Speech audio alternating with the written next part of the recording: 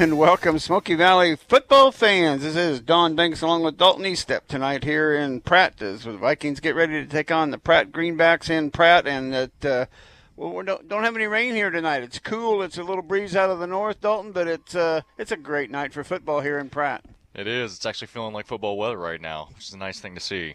No question about that. We have a tough opponent in Pratt coming in with a 4-1 record. They average about 122 yards a game in through the air and about 214 a game on the ground. So they mix it up pretty well. They're going to be a tough opponent for the Vikings tonight. Yeah, they are. But we've seen this defense kind of play really well the past few weeks, even have some tough opponents and a lot of athletes last week in Cheney. So I think that's going to fare well for us. Oh, it is. It's going to be well. The Vikings play good, and last week you really can't compare the Cheney score because Cheney, we gave him a free touchdown on that bad snap, but it was 21-14 late, and we were looking like we were going to drive. And just if the offense can gel a little bit, not having some key penalties, I like our chances tonight. Oh, absolutely. This defense plays hard, and I think that's going to drive us tonight, especially with this weather. And so I think that's going to get us rolling all through the night.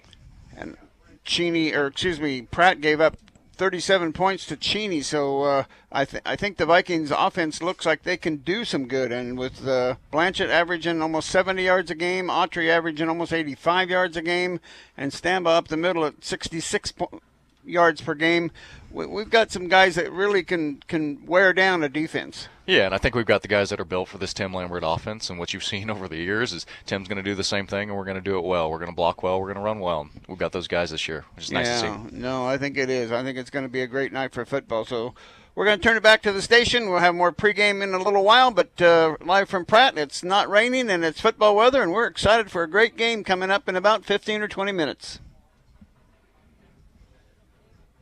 Thank you. Is it raining in Matt?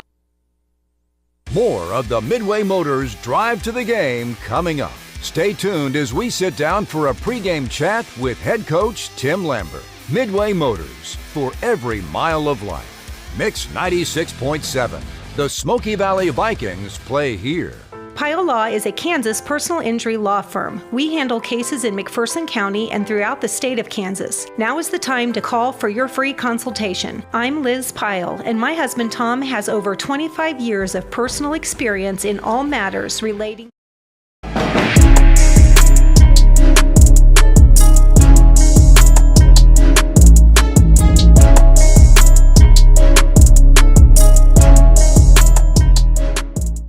My name is Vince Pickering of the Smoky Valley Viking football team, and today I'll be interviewing Justin Holt and Gus Griffith, O-line and D-line for our football team. First question of the day, playing both sides of the ball, what keeps you playing hard all game? I think I can go hard all game. Just you don't think about it when you're going. You're in it. You're in it to win it. You don't think a whole lot. That's good. Gus, what about you? Yeah, I think at the beginning, I think you just got to get yourself in that zone. And once you're in that zone, it just doesn't matter. Yeah. Second question, being on the line and the anchor of the football team, do you ever feel any pressure? I don't necessarily feel any pressure. It's just when we screw up, everybody's going to know. So if you just don't screw up, nobody knows you're there. What about you, Gus? Yeah, I think I do, especially, I get yelled at, and I'm like, dang, okay, can't do that again. Got to fix that. That's true. Third question, what would you say is the most special thing about our team? I think our team is special because of the amount of seniors we have and how close we've grown together over these past years. We've got a lot of varsity experience, and that definitely helps us quite a bit. Gus? Yeah, I would say our chemistry as a team, because we have so many of us, and we've been together for so long.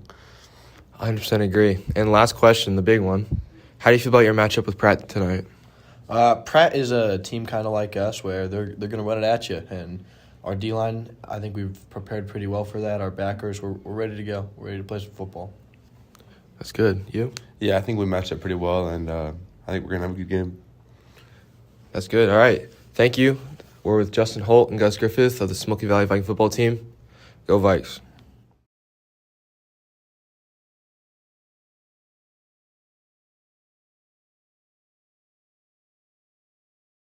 Key tonight in defense and in general is controlling the line of scrimmage.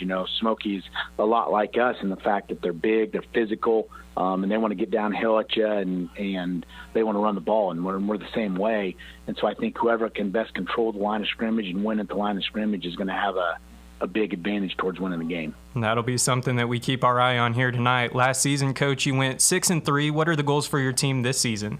We talk about overall at the beginning of the season, we want to take it game by game. We want to just get better. And if we get better during the process, and the results speak for themselves. But, obviously any goal is winning a league title every year. I think that's a big deal. And obviously this is a big game towards that tonight. We've got Smoky and Nickerson left, and they're the two teams standing in the way of us being undefeated again in the league this year. So I think it's a big deal to win a league title. I think that's first goal, and hopefully win homecoming tonight. And then going on, we want to just try to improve each week and see what we can do in the playoffs. Lastly, Coach, any final thoughts before we let you go? No, Smoky's a good team. Like I said, they've got a lot of speed. Coach Lambert does a great job over there. So we're going to try to prepare best we can and give it our best shot tonight and see what happens. Pratt head football coach Brent Holting, we appreciate you taking the time to catch up with us here before the game, and we wish you the best of luck here tonight and moving forward. Thank you. I appreciate it.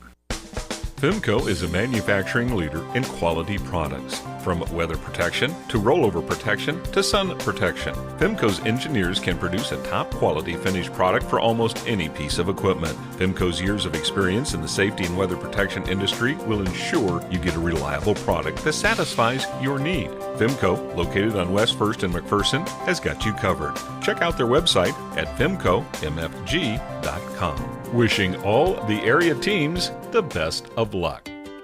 Hi, this is Serena from Midway Motors. To help fight breast cancer, Midway will be donating $50 for every vehicle sold during the month of October in hopes of raising $15,000. Visit midwaymotors.com to learn more. Welcome back to Friday Night High School Football on 96.7 KMPK. Grant Barrett with Ad Astra Radio, joined alongside Smoky Valley head football coach Tim Lambert. Coach, you were able to hang with Cheney for 3/4 of last week's contest. What were your takeaways from late week?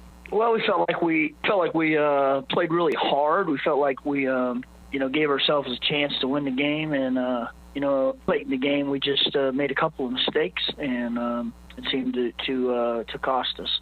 And defensively this week, what are going to be the keys against Pratt, and what is it that they do well? Well, Pratt runs a single wing, and they run the football a lot, and they run it right at you, and they're very physical, and they're strong, and so we're just going to have to try to slow their running game down and try to keep our offense on the field and keep it away from them. And we know that you like to run the ball as well. Offensively, Carson Peel, Cade Blanchett able to get into the end zone last week, but Justice Autry, Tristan Stambaugh also getting a handful of touches. What's going to be the game plan offensively this week, and what have you been working on this week in practice? Well, much of the same. We're just trying to get better at what we do, and hopefully we're improving, and it seems that we are, and I think last week was probably the best game we've played so far this year. Cheney's a real good football team, and Pratt's a really good team too, so it's a game that we're going to have to play well, and we're excited about the opportunity. Definitely, and you're back on the road this week. What's going to be the message to your team, or do you care to share any final thoughts before taking the field?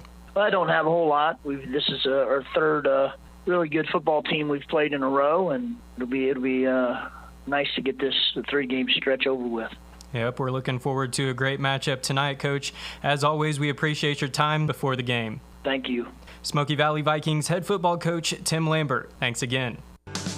Summit Surgical and Pinnacle Rehabilitation and Sports Performance, together for your orthopedic needs. Now seeing physical therapy patients at Sterling College as well as our location in Hutchinson, enhancing the quality of your life and helping you return to the activities you love. Visit Summit online at summitks.com or call 620-665-7766 to make your consultation appointment. Summit Surgical and Pinnacle Rehabilitation and Sports Performance, together for exceptional health care.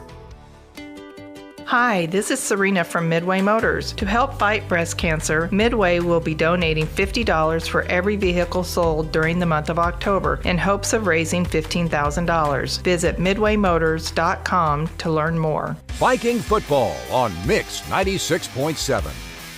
And welcome back to Pratt High School. Don Binkson along with Dalton Step as we get ready to bring you tonight's game. Doug Snyder a little bit under the weather tonight, so hopefully we'll be able to bring you the commentary and quality of broadcast that you've been used to, and hopefully the Vikings will come out and play a good game here tonight on the road against the Pratt Greenbacks. And the Pratt Greenbacks are kind of like the Vikings in a way. Chad Hamey is their quarterback, kind of running back. He averages 47 yards a game. Martinez is another one of their hammerback, they call him, and Yowney. He's kind of an all-purpose. He'll take a direct snap once in a while. He'll take a handoff. He's at 70 yards per game. So Vikings are going to have to key on those three guys and see if we can keep them kind of corralled a little bit.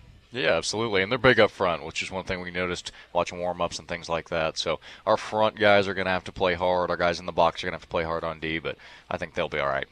And the Viking, like you mentioned, the D is doing good. Nolan Dower and his corner and Max Beaker at the other corner. Those two guys are playing pretty well out there. And then you got Cade Blanchett and Austin Sharp in the 3 games that he's played now quite a bit. He's really coming on at his linebacker position too. So we got some guys that can bring some people down and stop those big runs. Yeah, absolutely. And this defense is kind of built on playing in space, and we're lucky to have some physical corners that love playing in space. So it's fared well for us so far.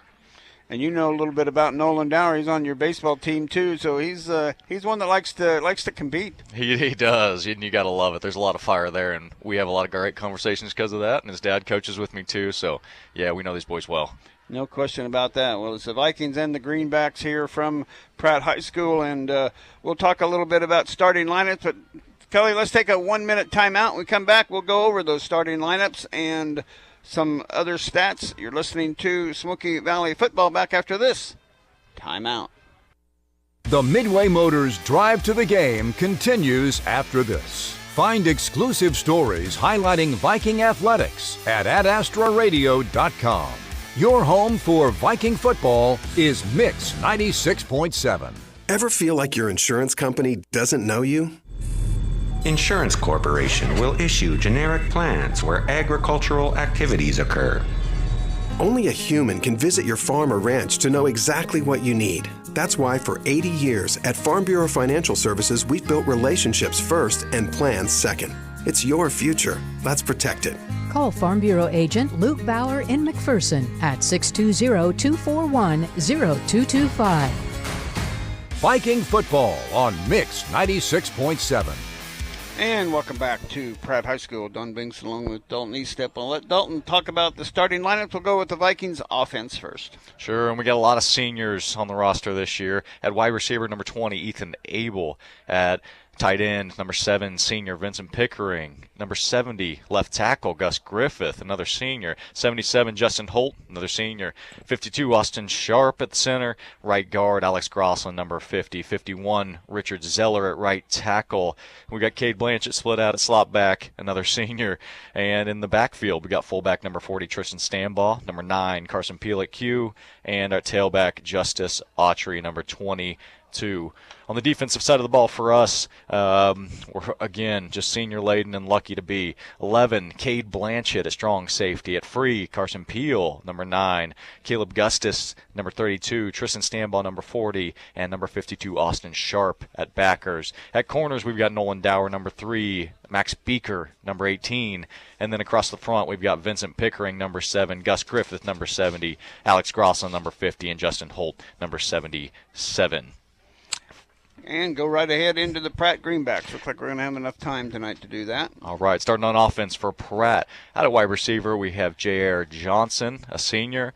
At tight end, Justice Tatro, a senior. Left tackle, James Baker, another senior. Left guard, Brock Bourgeois, a junior. Easton Rector, number 76 at center. He's another senior. Hudson Rector, number 75 at right guard, a sophomore. Number 79, Drake Van Skook, a senior. Out at wide out on the right side, Johnny Martinez, another senior. And in the backfield, we've got tailback Max Ioni and Carson Hamey at Q, another senior. And number 7, the hammerback Tay Wilson, just a sophomore. On the defensive side of the ball, we've got safety Drew Toller, outside linebacker Tay Wilson, inside backer Carell Thompson, inside backer Adrian Juarez, outside backer Carson Hamey, 2 corners Carson Middleton and Weston Hill, and up front Colin Strong, James Baker, Easton Rector, and Drake Van Skook. And that's the way they line up. The Uniform sponsor is McPherson Laundry. Just like tonight's teams, McPherson Laundry can help you look like a winner. Expert dry cleaning and professional shirt service. McPherson Laundry in McPherson is where you take your clothes. The Vikings in their all-white uniforms tonight, black helmets, black lettering, trimmed in orange, and Pratt in their all-green uniforms, green helmets, and they got yellow or gold numbers and lettering in the front. The coin toss is in the air and looks like Pratt maybe has one. We'll see what that goes, where that goes. Let Allen Samuels help you find the make, model, and budget that fits you best. View their large inventory at alsamuelshutch.com. Allen Samuels, Chrysler, Dodge, Jeep, and Ram. Come by. Let's be friends. Pratt has won the toss and declined. The Vikings will take the ball and have the first possession. This is an east-west field. It's a north wind tonight, so the Vikings are going to be heading from we're on the north side of the field, so we're on the home side of the field, and they're going to be going from east to west here as we get ready to take off. Hutch.com, Allen Samuels, Chrysler, Dodge, Jeep, and Ram. Come by. Let's be friends. Pratt has won the toss and declined. The Vikings will take the ball and have the first possession. This is an east-west field. It's a north wind tonight, so the Vikings are going to be heading from we're on the north side of the field, so we're on the home side of the field, and they're going to be going from east to west here as we get ready to take off, and we're about 45 seconds from kickoff. Any final thoughts here before we go? No, I think it'll be a fast game. Donnie and I were walking across the field earlier. It's shorter turf than we have at Bethany Stadium. I think both of these teams like to get the ball out in space. I think we're going to see a lot of speed, a lot of guys flying all over the place. Got to love it.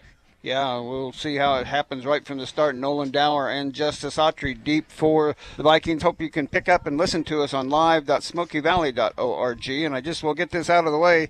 My two boys are out here refereeing tonight. Brad's the line judge. He's right here at the 50-yard line. And Brian's a white hat tonight. He's back in the end zone. He'll blow the start of the game to go.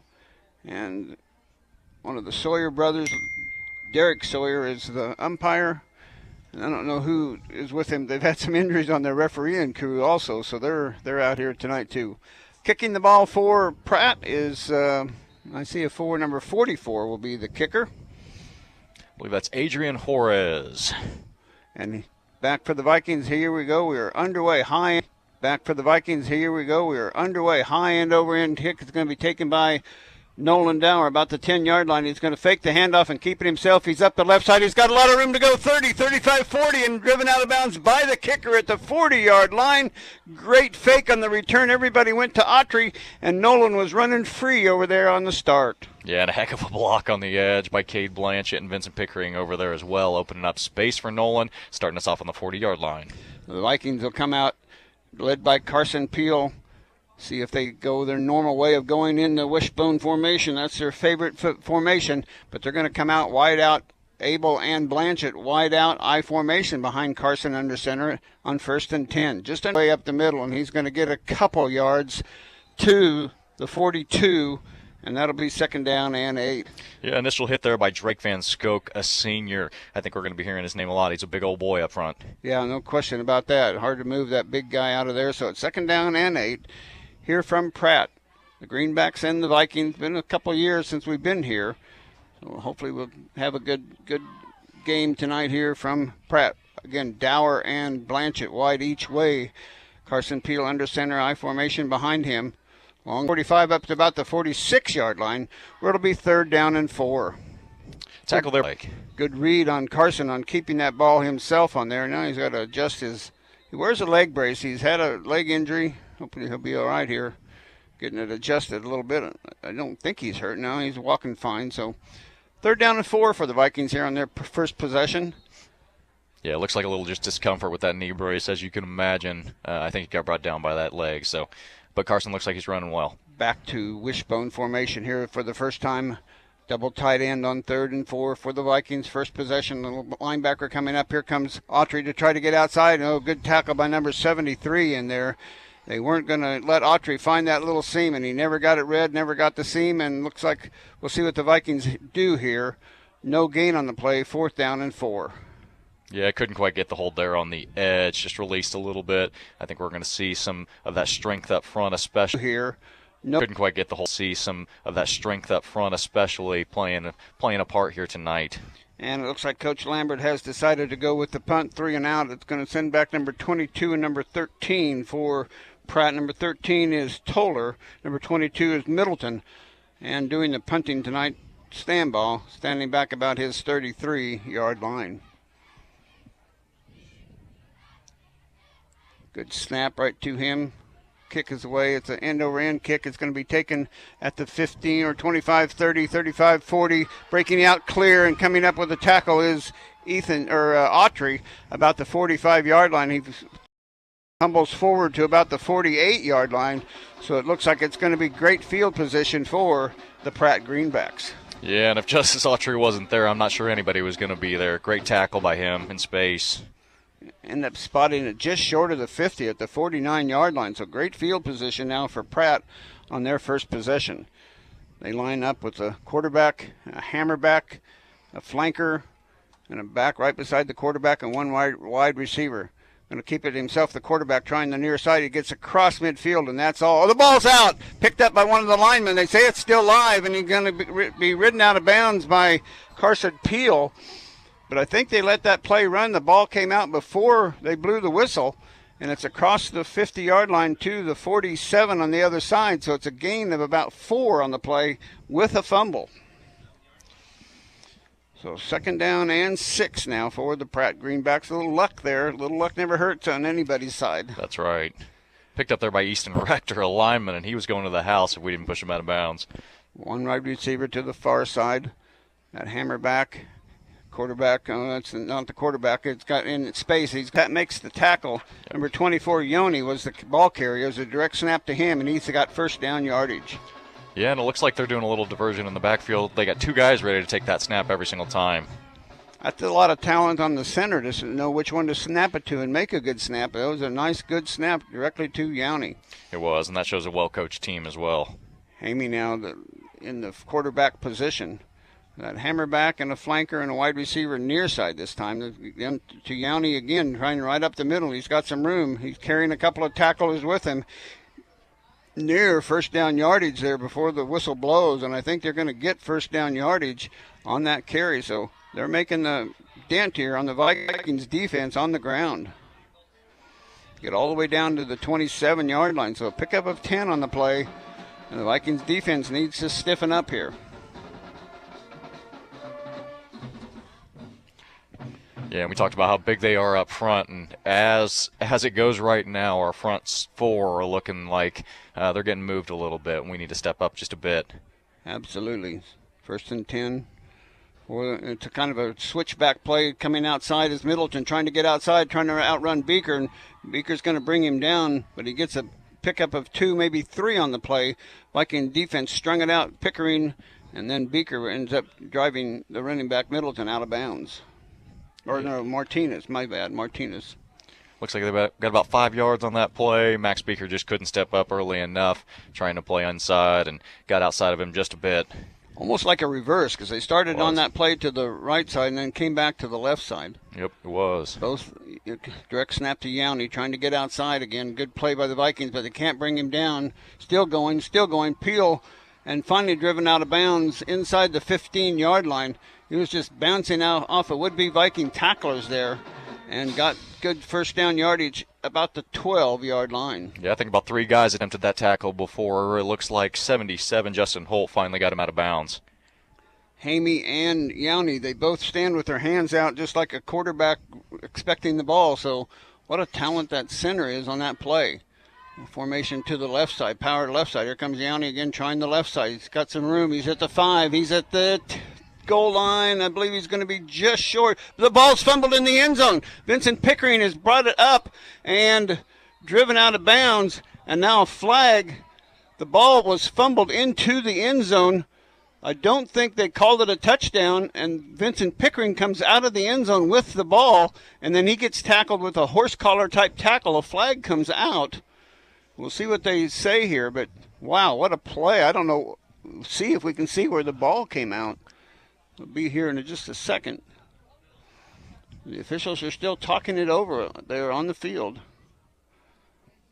Yeah, we're trying to watch the replay here. It looked like Yanni was trying to stretch that ball out to the end zone. He's probably on that half-yard line at that point, and we didn't really even see that ball come out. I didn't see it come out. No, I didn't. I just thought he was down, but evidently nobody blew the whistle for him to be down yet. So it sure didn't sound like it up here, and we just saw Vincent Pickering coming out of the end zone with it. Here comes the play now. Yep. See, when the ball comes out, scoots into the end zone, it looks like it came out before he was down. It does.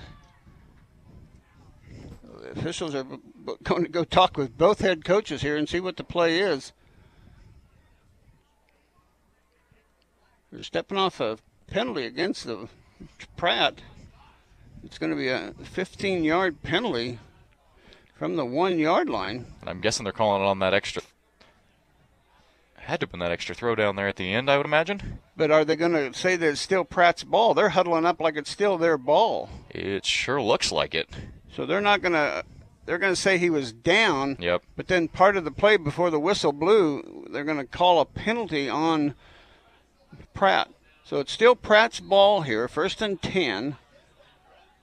They maintain possession. We'll see what happens.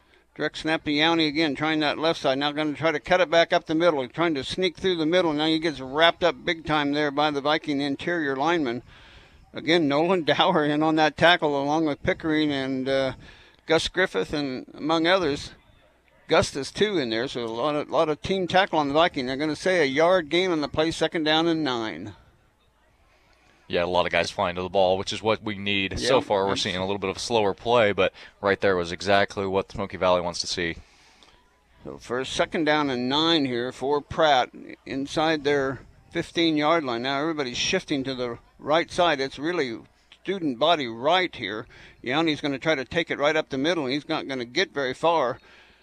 He's still kind of churning away. He ends up falling through the pile and gets down to about the 10-yard line, but they're going to spot it about the 12 or 13, so a pickup of about 2 on the play. It's going to be 3rd down and 6. Yeah, it looks like Yanni seems to be the guy they want to get the ball to. He's pretty athletic, but so far up front these last couple plays especially, they're kind of clogging it up, and Justin Holt there pulling him down. 3rd down and 6 here for the for the Pratt Greenbacks. Yowney and Hamey. Yowney looks like he's going to try to throw the ball. Still rolling. Now he's going to in the end zone. Peel and the receiver going for it. Each one of them, the receiver begging for a flag. Tatro trying to get the flag, but Carson Peel was just fighting with him, and it falls incomplete, 4th down. Yeah, it was almost a boxing match in the end zone there for that ball. Yeah, no question about it. So Carson doing a great job almost boxing out there, keeping position, and making sure that ball doesn't get caught. Yeah, excellent play for the Viking defense. So it's 4th down now. Pratt going to go for it. They must not have a kicker to kick a field goal. Hamey's going to run again, still looking in the end zone. A wide open receiver at the 5-yard line, and he takes it in for the touchdown. That's Martinez. So Martinez and Yowney for a 12-yard touchdown pass.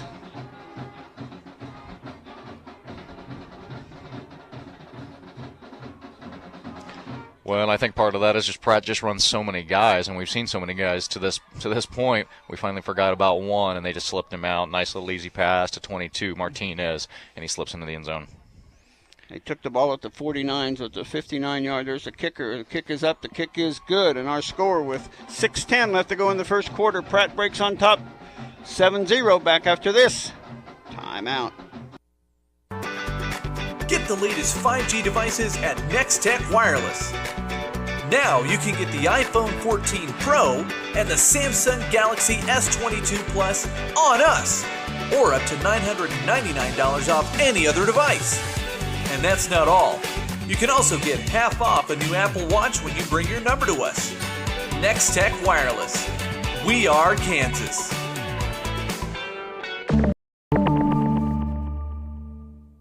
Allen Samuels and Hutch is proud to support our community and local businesses, and we promise to continue to do so. Follow us on Facebook and join in our weekly giveaways. Check out our website at allensamuelshutch.com for our new inventory arriving daily. And remember, Ladies' Day is every Tuesday for discounted oil changes, tire rotation, and a free car wash. Allen Samuels on the giant corner of 30th and Lorraine in Hutch. We always have a warm cup of coffee waiting, and that's why Mr. Samuels always says, "Come by, let's be friends." Viking football on Mix 96.7.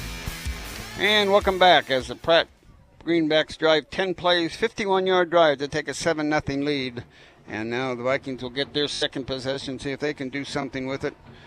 Whereas the kicker again, high-end over-end kick again taken by, this time, Autry about the 5-yard line. Going to take it right up the middle, 10, 15, trying to get a seam, 20, 25, and it's where he's going to be taken down about the 25-yard line. That's where the Vikings will have it first and 10 and see if they can get some offense mounted here in the first quarter.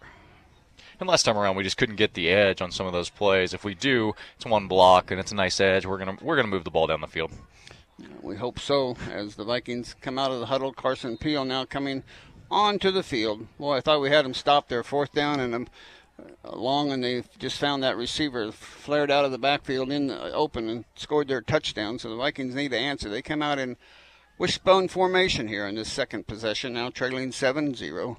Turn and hand it off to Stambaugh, the first guy through, and he's met with a wall there right at the middle. He'll get no gain on the play. It'll be 2nd down and 10. Those big guys in the middle, they really do a job for Pratt.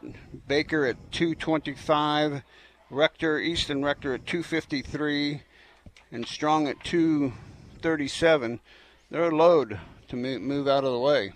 Yeah, they are. And that looked like first guy up front was number 34, right up the middle, stop and twist, so those linemen can make a play. Wishbone formation again for Carson, who's looking to pass down the middle of the field to Pickering. He gets hit just as the ball gets there. He's going to be short of the first down, and it's going to be fall incomplete. It'll be 3rd down and 10 for the Vikings. At the intended receiver, I think Blanchard was out here in the flat, but Pickering coming across the middle. But, boy, he got closed on really quick, and the timing with number 13 on the defense area, that's Toller. His timing was excellent right as the ball got there. Yeah, it was. It was a nice play out there. So it's 3rd down and long now for the Vikings here. I formation for Carson. He'll send Blanchard out on the far side. Nolan Dower on the near side.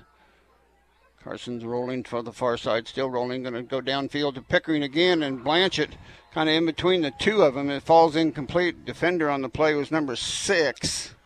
That's Weston Hill, and the Vikings are going to have another 3 and out and have to punt it away. Yeah, and I'm not sure who that was intended to. We're running routes about 3 yards apart. Weston Hill made a great play. I think we're lucky it didn't get picked off. Yeah, no doubt. Stambaugh in to do the punting duties for the Vikings. Middleton and can't see who the other guy is. 13, I believe it is. Toller deep. Good snap. Kick away. Spiraling kick. Looks like Middleton's going to take it about the 40. 45, trying to get out seam, and he does inside Viking territory and taken out of bounds by one of the Vikings over there. It looks like the punter, Stambaugh, maybe. I think that's number 48. Is that Gio Luis, maybe? Okay, yep. Yep, Giovanni Luis on that tackle. Good eyes there. I thought I saw a 40, but I didn't see the little bar in the middle of that for the 8. Yeah, and the only reason I knew is coaching him in middle school football, and Gio will be a heck of a player at some point. They take over on the 38-yard line this time in Viking territory, so they got a short field to work with here. See what they got, a little equipment issue again for the Vikings. Justin Holt this time having some trouble with the brace he wears on his knee. I think most of the linemen wear knee braces, don't they? Well, it makes sense. You're down in the trenches, absolutely. Yeah, Let's protect it as all we can. He finally gets it adjusted. We're ready for play here.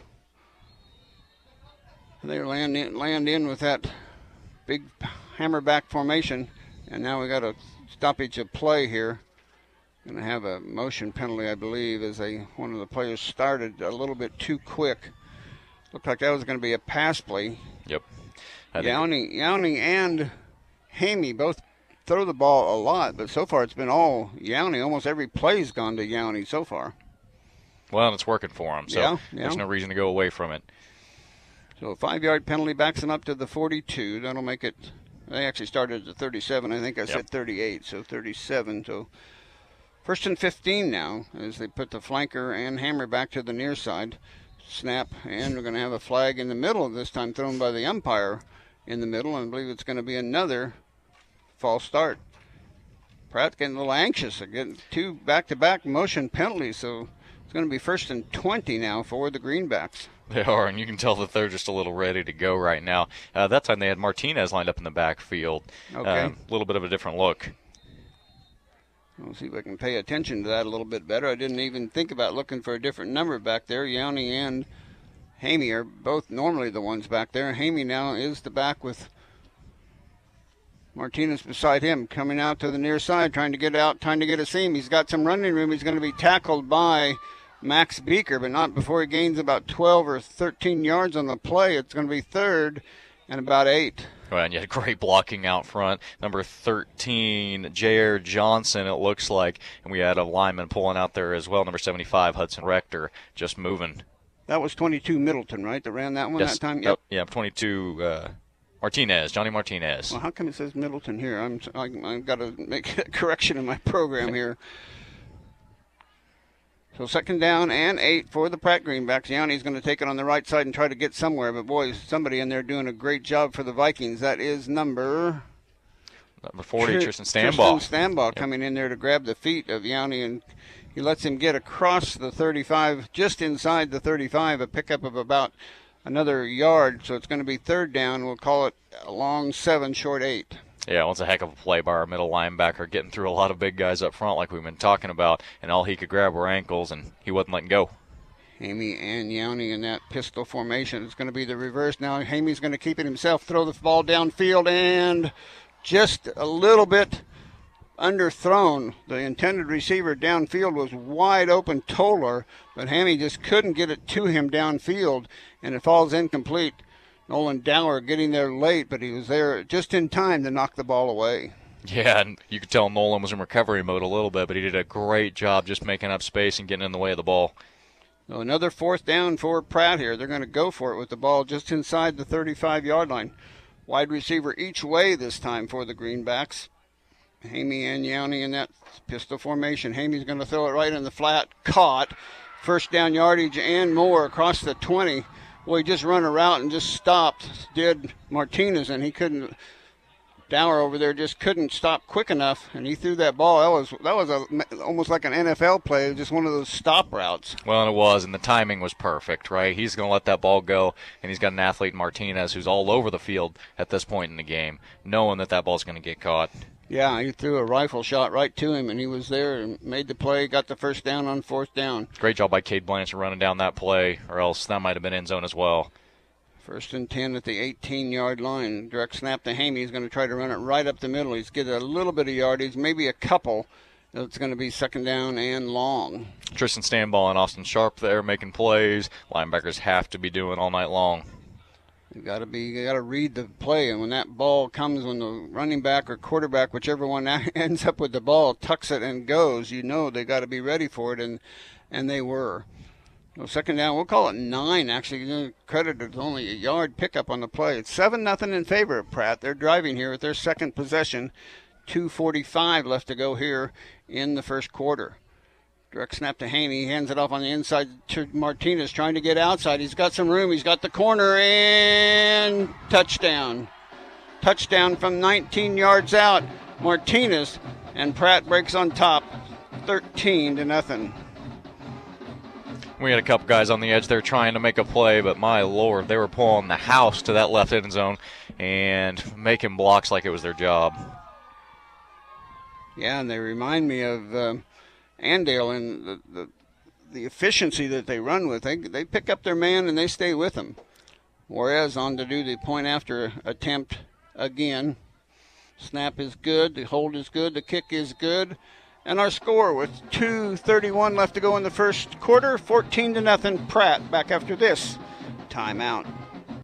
Vince Lombardi once said, "Individual commitment to a group effort is what makes a team work, a company work, a society work." I'm Terry Russell, and on behalf of the insurance professionals at Farmers Alliance, I wish success to all our area teams this season. We enjoy watching you compete, and your dedication and commitment to your school and to your sport is a source of pride for all of us. Thank you for representing our community with great sportsmanship as well as great skills. At Farmers Alliance, we're behind you all the way. Viking football on Mix 96.7. And welcome back, as we're right here next to the band. The band is right below us. I can run out and touch a couple of the players and the drums and the cymbals and everything else. But 37-yard drive in 6 plays for Pratt. So they've tacked on 2 touchdown drives. Well, the Vikings have had 2 3 and out. So we got to change up here a little bit. Got to get the offense going here for Smoky Valley. Yeah, a good start here from either Nolan or Justice back here would get us in some good field position, get us rolling a little bit into this offense. Got to get a spark. Absolutely need a spark, no question about that. Juarez gets the signal from the referee, and it's short this time. High end, over end kick going to be taken by Beaker about the 25-30. And trying to get outside, but he's going to be just around the 30-yard line. And that's where the Vikings will take over 1st and 10. And in need of a drive. It's got to get something moving here.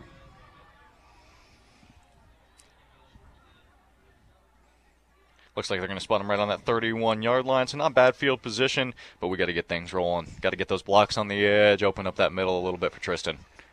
Get Tristan established in the middle and get the... I haven't seen Blanchett carry from that right side to the left side to that sweep that he's had such good luck with so far. Yeah, I'd imagine you will here soon. Wishbone formation. Here comes Autry trying to get something going and gets up across the 35 up to the 36-yard line. So a pickup of nearly 5 by the Meerkat, Justice Autry. Yeah, and we do a great job of running that diversion out here to the right with Tristan and Cade, and then Justice gets to sneak up the middle. But you see those athletic big boys up front. Number 76, Easton Rector on the tackle. Yeah, he's at that one at 253 there, so they got some size in that middle, and they look pretty athletic as well. They do. They're playing hard up front. Wishbone formation again for Carson. Turns and hands it off. Here comes Blanchett trying that left side, trying to get outside. He's got the 40-yard line. He's got first down yardage, and the Vikings, for the first time, move the chains on this third drive, trailing 14-0. Well, that's what you love about a guy like Cade Blanchett, a senior. He probably should have been stopped about a yard short of that first down, but he was not going down. Just running over number 6. Who we got there? Weston Hill. Yeah, he ended up lowering his shoulder a little bit and really plowed in there and took that first down yardage. So I formation this time with Blanchett, the wide receiver, out near side. Turns and hands it off to Stambaugh, trying to get up, but he got disrupted there. Number 44 shot the gap and come up with the first tackle. That's Juarez. He got Stambaugh slowed down and then finished off by, I don't know who was the finisher. I couldn't tell who that was. I believe it was 79, Drake Van Skoke.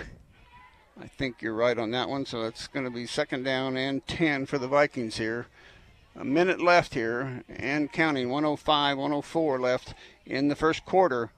The Vikings in need of a drive here to keep the ball away from the Pratt Greenbacks. Wishbone formation again for Carson.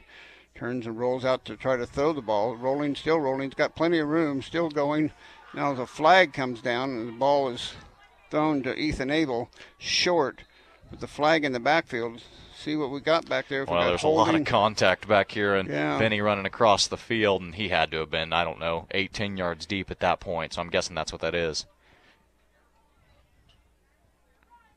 Holding. They're going to be holding on Pratt, so it's going to be a 5-yard, it'll be a 10-yard penalty. It'll be first down. It'll be across the midfield stripe into Pratt side of the field. And that'll help. Maybe that's a spark we need to get rolling down the field here a little bit. It might be. So I formation behind Carson. Blanchett the near side. Here comes Stambaugh blasting his way up the middle. This time he gets through the first wave of tacklers across the 45 down to about the 43-yard line. A pickup of nearly 5 yards again on first down. It'll be 2nd and 5. Great run by Tristan. Just keep burrowing your way in there. and see what you can get found. Yeah, tackled by Correll Thompson. He was holding on for dear life as Tristan finally got a little bit of daylight there, about a 5-yard gain. Dower out wide to the near side, Blanchett to the far side. I formation again behind Carson on second down and 5 in Pratt territory. Carson, again, going to hold on to himself, tries that left side. He's got some room. He's got near first down yardage. I believe he is going to get first down yardage across the 40 and down to about the 37 or 38. See where they spot it. But it is going to be enough for first down yardage. So Vikings picking up some chunks of yardage now. 1st and 10 here. And that is going to be the end of the first quarter. 14-0 in favor of Pratt. We'll be back with quarter number 2 after this timeout.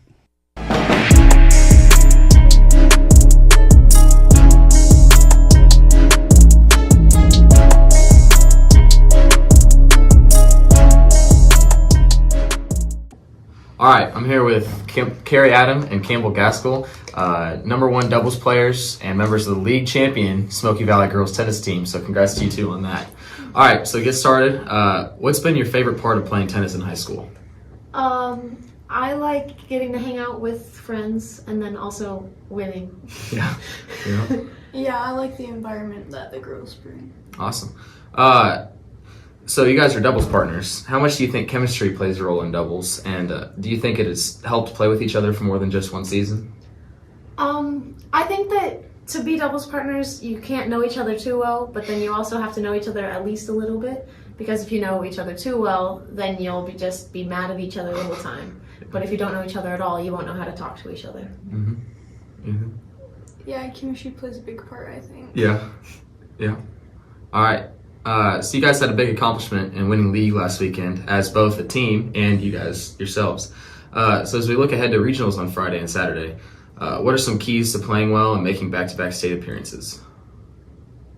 I think we just need to focus on our pace and our mindset and not getting angry. Okay. Yeah, that's good. Tennis is very mental, and if you Yeah. get in your head and you start making mistakes, things can go downhill really quickly. Yeah. Gets lifted up as he crosses the 35 and down to about the 32-yard line. He's going to pick up a little more than 5 yards, and it's going to be second down and a little less than 5, but what a run by Justice Autry. Yeah, trying to slide through space there, as you said, gets picked up when that little extra jump at the end, and Drew Toller timed it perfectly to take him down, but not until about 6-yard gain. So second down, and we'll call it a long 4 for the Vikings. They've been in I formation most of this drive here. Blanchett's been wide, and this time he's in there at the flanker position. Carson going to turn it on and hand it off to Standby. He's got first down yardage and more across the 25 and down to about the 24-yard line. Good job by the up interior linemen, doing a great job. Griffith, Holt, Sharp, Groslin, and Zeller just making a good job, making some first downs there and doing a super job. Yeah, and it looks like first time we see this kid's name, Noah Riley on the tackle there. Nice job pulling Tristan down. Number 21. 21 on the tackle. Still stays in that I formation. Turn and hand it off to Peel's going to keep it himself and try to get outside. He's got a little bit of room. He's across the 20 down to about the 18-yard line. Another 5 or 6 yard carry by the Vikings. Our second and third effort has just been outstanding on this drive. It has been, and that's what you see when you have a team of, 18 seniors this year? Yeah. Yep, they are not going down without a fight, and they don't like being down 14-0 pretty early in this game. 6 yards of good carry for Carson Peel on that one. We're inside the red zone now at the 18-yard line. It's going to be second down and 4 for the Vikings. Stay in that I formation with Blanchett, the flanker, on the near side. Carson turn and hand it off to Standby right up the middle. He's carrying a couple of blockers with him. He's not going to get first down yardage, but he's going to get just short of the 15. It's going to be third and about 2. Number 2 and number 76 there on the tackle. We've seen their name a few times tonight. Yeah, Rector. He's been in there. He's been a wrecking ball in there for the Pratt Greenbacks. And number 2, Correll Thompson, another senior for them. Both teams pretty well senior dominated here. I formation again for Carson on 3rd and 2. 14-0 we trail. We'd sure like to put points on the board. Puts Blanchett in motion. Here comes Standby running up the middle. No, it's Autry. He's still on his feet. He's inside the 5-yard line. I thought Stambaugh had it. I thought he was going to go for a score, and then ends up Autry has it on the play, and strong run by Justice Autry. Well, that's music to Tim Lambert's ears right there. He loves that diversion. He loves running those plays over and over again and knowing no idea where the ball's at, and Justice Autry squeaks through, almost makes it into the end zone. Yeah, just about got into the end zone. It's going to be 1st and goal for the Vikings now on this drive. See if they can capitalize. I formation with Blanchett, the flanker, on the far side. Carson going under center. Puts Blanchett in motion to the near side. Hands it off to Stambaugh, trying to get through there, but somebody's got a hold of his legs. He's going to let go. Getting up off the bottom of the pile, number 53 again. It looks like number 63, James Baker. Okay. He got through the line quick. And got a hold of Stambaugh's ankles and pulled him down. So it's actually a loss of a yard on the play. It's going to be 2nd down and 3.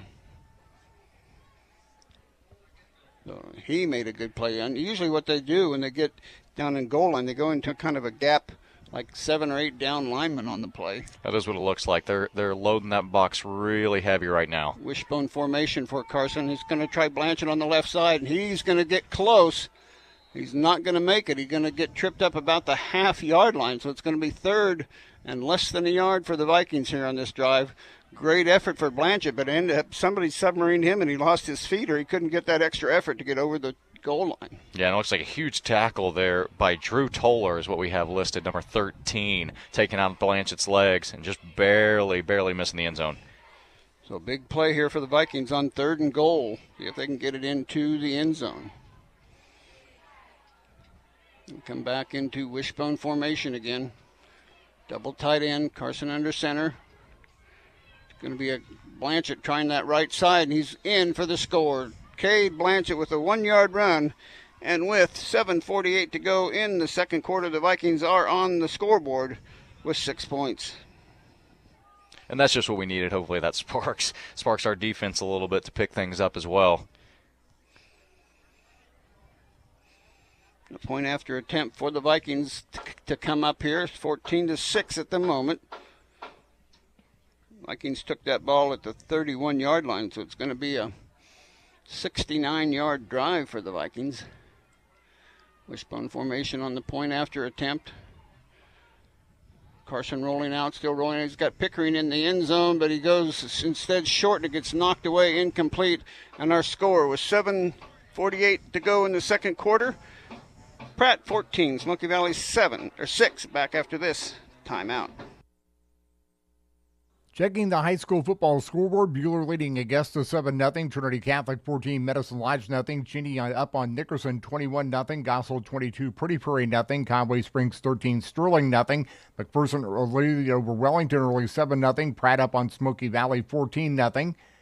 Kingman leads Chaparral 7-0, and in a big statewide game, Mays up on Derby 7-0. With a score update, I'm Lucky Kid. We're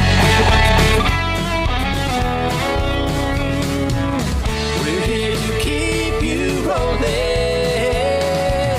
Rod's Tire and Service. Viking football on Mix 96.7. And welcome back to Pratt High School. Don Bings along with Dalton Eastep as the Vikings put together a 14-play, 69-yard drive, culminating in a 1-yard touchdown run by Blanchett. The PAT was no good. He actually had Vincent Pickering deep in the end zone. He went for the short pass to Stambaugh, and it got knocked away. So 14-6 is our score here. And the Vikings, Heitschmidt will kick it off to deep guys Martinez and is it Toller back there, I believe? Looks like 13 Toller, I believe. It's going to go to Toller. He's going to pick it at about the 15, 20, 25, right up the middle, 30, 35, and taken down by number 33 for the Vikings. That is Gavin Stambaugh. A good tackle by Gavin, but pretty good field position for Pratt at the 38-yard line. We'll see what the Viking defense can do now. The Viking offense came alive and came up to the challenge. See if the defense can do the same. Hamey and Yowney in that pistol formation. And Martinez in the flanker, the hammerback. Gonna roll to the near side. Hamey's going to tuck it, or Yowney's going to tuck it. He's got running room. He's got to cross the 45. First down yardage right at midfield. Good tackle by the Vikings. Gus Griffith and Stanbaugh and Pickering, but not before he gets first down yardage. And the ball spotted right on the 50-yard line. Well, and they're hitting those outside edges by pretty much just pulling the house, it looks like. And you'd think that would give away the play pretty dead, but they've got 68, it looks like. Colin Strong leading the way, that pulling guard, and he is a force. Yeah, they go unbalanced. They only put 2 guys on the, which is now the left side. Everybody else is on the other side. Hamey, one of the upbacks, has got the ball, and he's got running room still going through the Viking defenders down to the 35-yard line. Is number, I didn't see who had the ball that time. There's a lot of deception in that backfield. Yeah, number 15. Carson Hamey with the ball that time. Hamey took it himself that time. Well, what a challenge that center has to center to the right guy. I just can't say enough. Now the Vikings are going to call timeout. We'll step aside as well. 14-7 in favor of Pratt. Back after this timeout. Advanced Physical Therapy of McPherson offers the most comprehensive physical therapy in the area. Our therapists at Advanced Physical Therapy are trained in multiple specialties, such as dry needling, orthopedics, and neurological rehab. If getting in to see your physician is difficult, Advanced Physical Therapy may be able to see you without a referral. We pride ourselves in one-on-one, goal-oriented therapy to help reduce your pain and get you back doing the things you love. Call Advanced Physical Therapy or visit our website at aptclinics.com and see how we can help you live at your physical best. Erickson Custom Building has a great plan and a budget suited for your needs. Whether it's a new build, a remodel of a kitchen, interior, exterior, or an insurance restoration project, Erickson Custom Building provides quality craftsmanship and superior customer service. We stand behind our work and have lasting relationships with vendors, suppliers, and most importantly, with you, the customer. Erickson Custom Building, proud to support all high school activities. Call 620-585-2816 or visit EricksonCustomBLDG.com. Viking football on Mix 96.7. And welcome back as Pratt gets lined up and ready to go. Direct snap to Hamey, trying this right-hand side, and he's going to get met by Sharp, and he's going to get no gain on the play, finished off by Stanbaugh, but no gain on the play. Good job by those two to tackle the would-be ball carrier. Well, that's what we haven't done so far, is kind of undershoot those blocks a little bit. And Austin Sharp did a great job reading that one. I think he's tired of seeing that wall coming at him, right? Yep. He just undercut that one and took down Hamey himself. From his linebacker, from his other side, he's on the right side. That play came left. But like you say, when they run unbalanced like they're doing right now, again, they got student body left. The snap is going to go to Martinez trying to get outside. He gets away from one Viking tackler, but not the second. Oh, he breaks the last tackle, still on his feet, trying to churn away. And now a host of Vikings. It looks like there's 20 of the 22 guys in that rugby scrum out there trying to get the ball.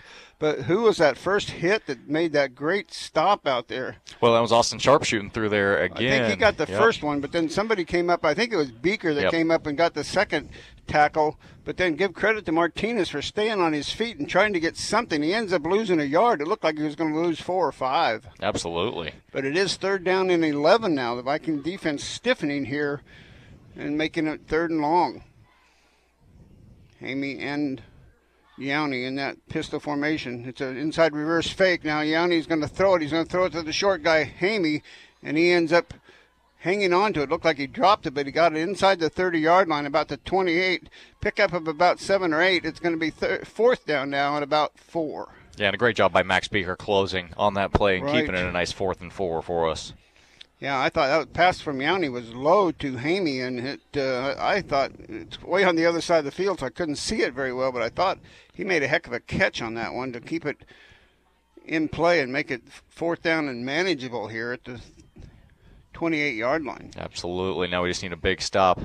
On 4th down, they've been 2 for 2 on 4th down. There's an inside reverse to Martinez. He's got first down yardage and a little bit more. He gets barely across the 25-yard line, but just enough to get that first down marker. And, man, what an effort by the Vikings to stop that play. But Martinez gets it just enough to get the first down. Yeah, and they closed on it well, and you can tell we're reading a little bit better at this point. They've just got athletes, and they're doing it well. So 1st and goal, or 1st and 10 inside the 25-yard line now for Pratt at the 4:44 mark of the second quarter. They lead at 14-6. Direct snap to Yowney. It's an inside reverse to Toller on the left side, trying to get outside and does. 15, 10, 5, touchdown Pratt by Toller on the 25-yard run. Is that what it was? Oh. Yep, 25 is right where they got to.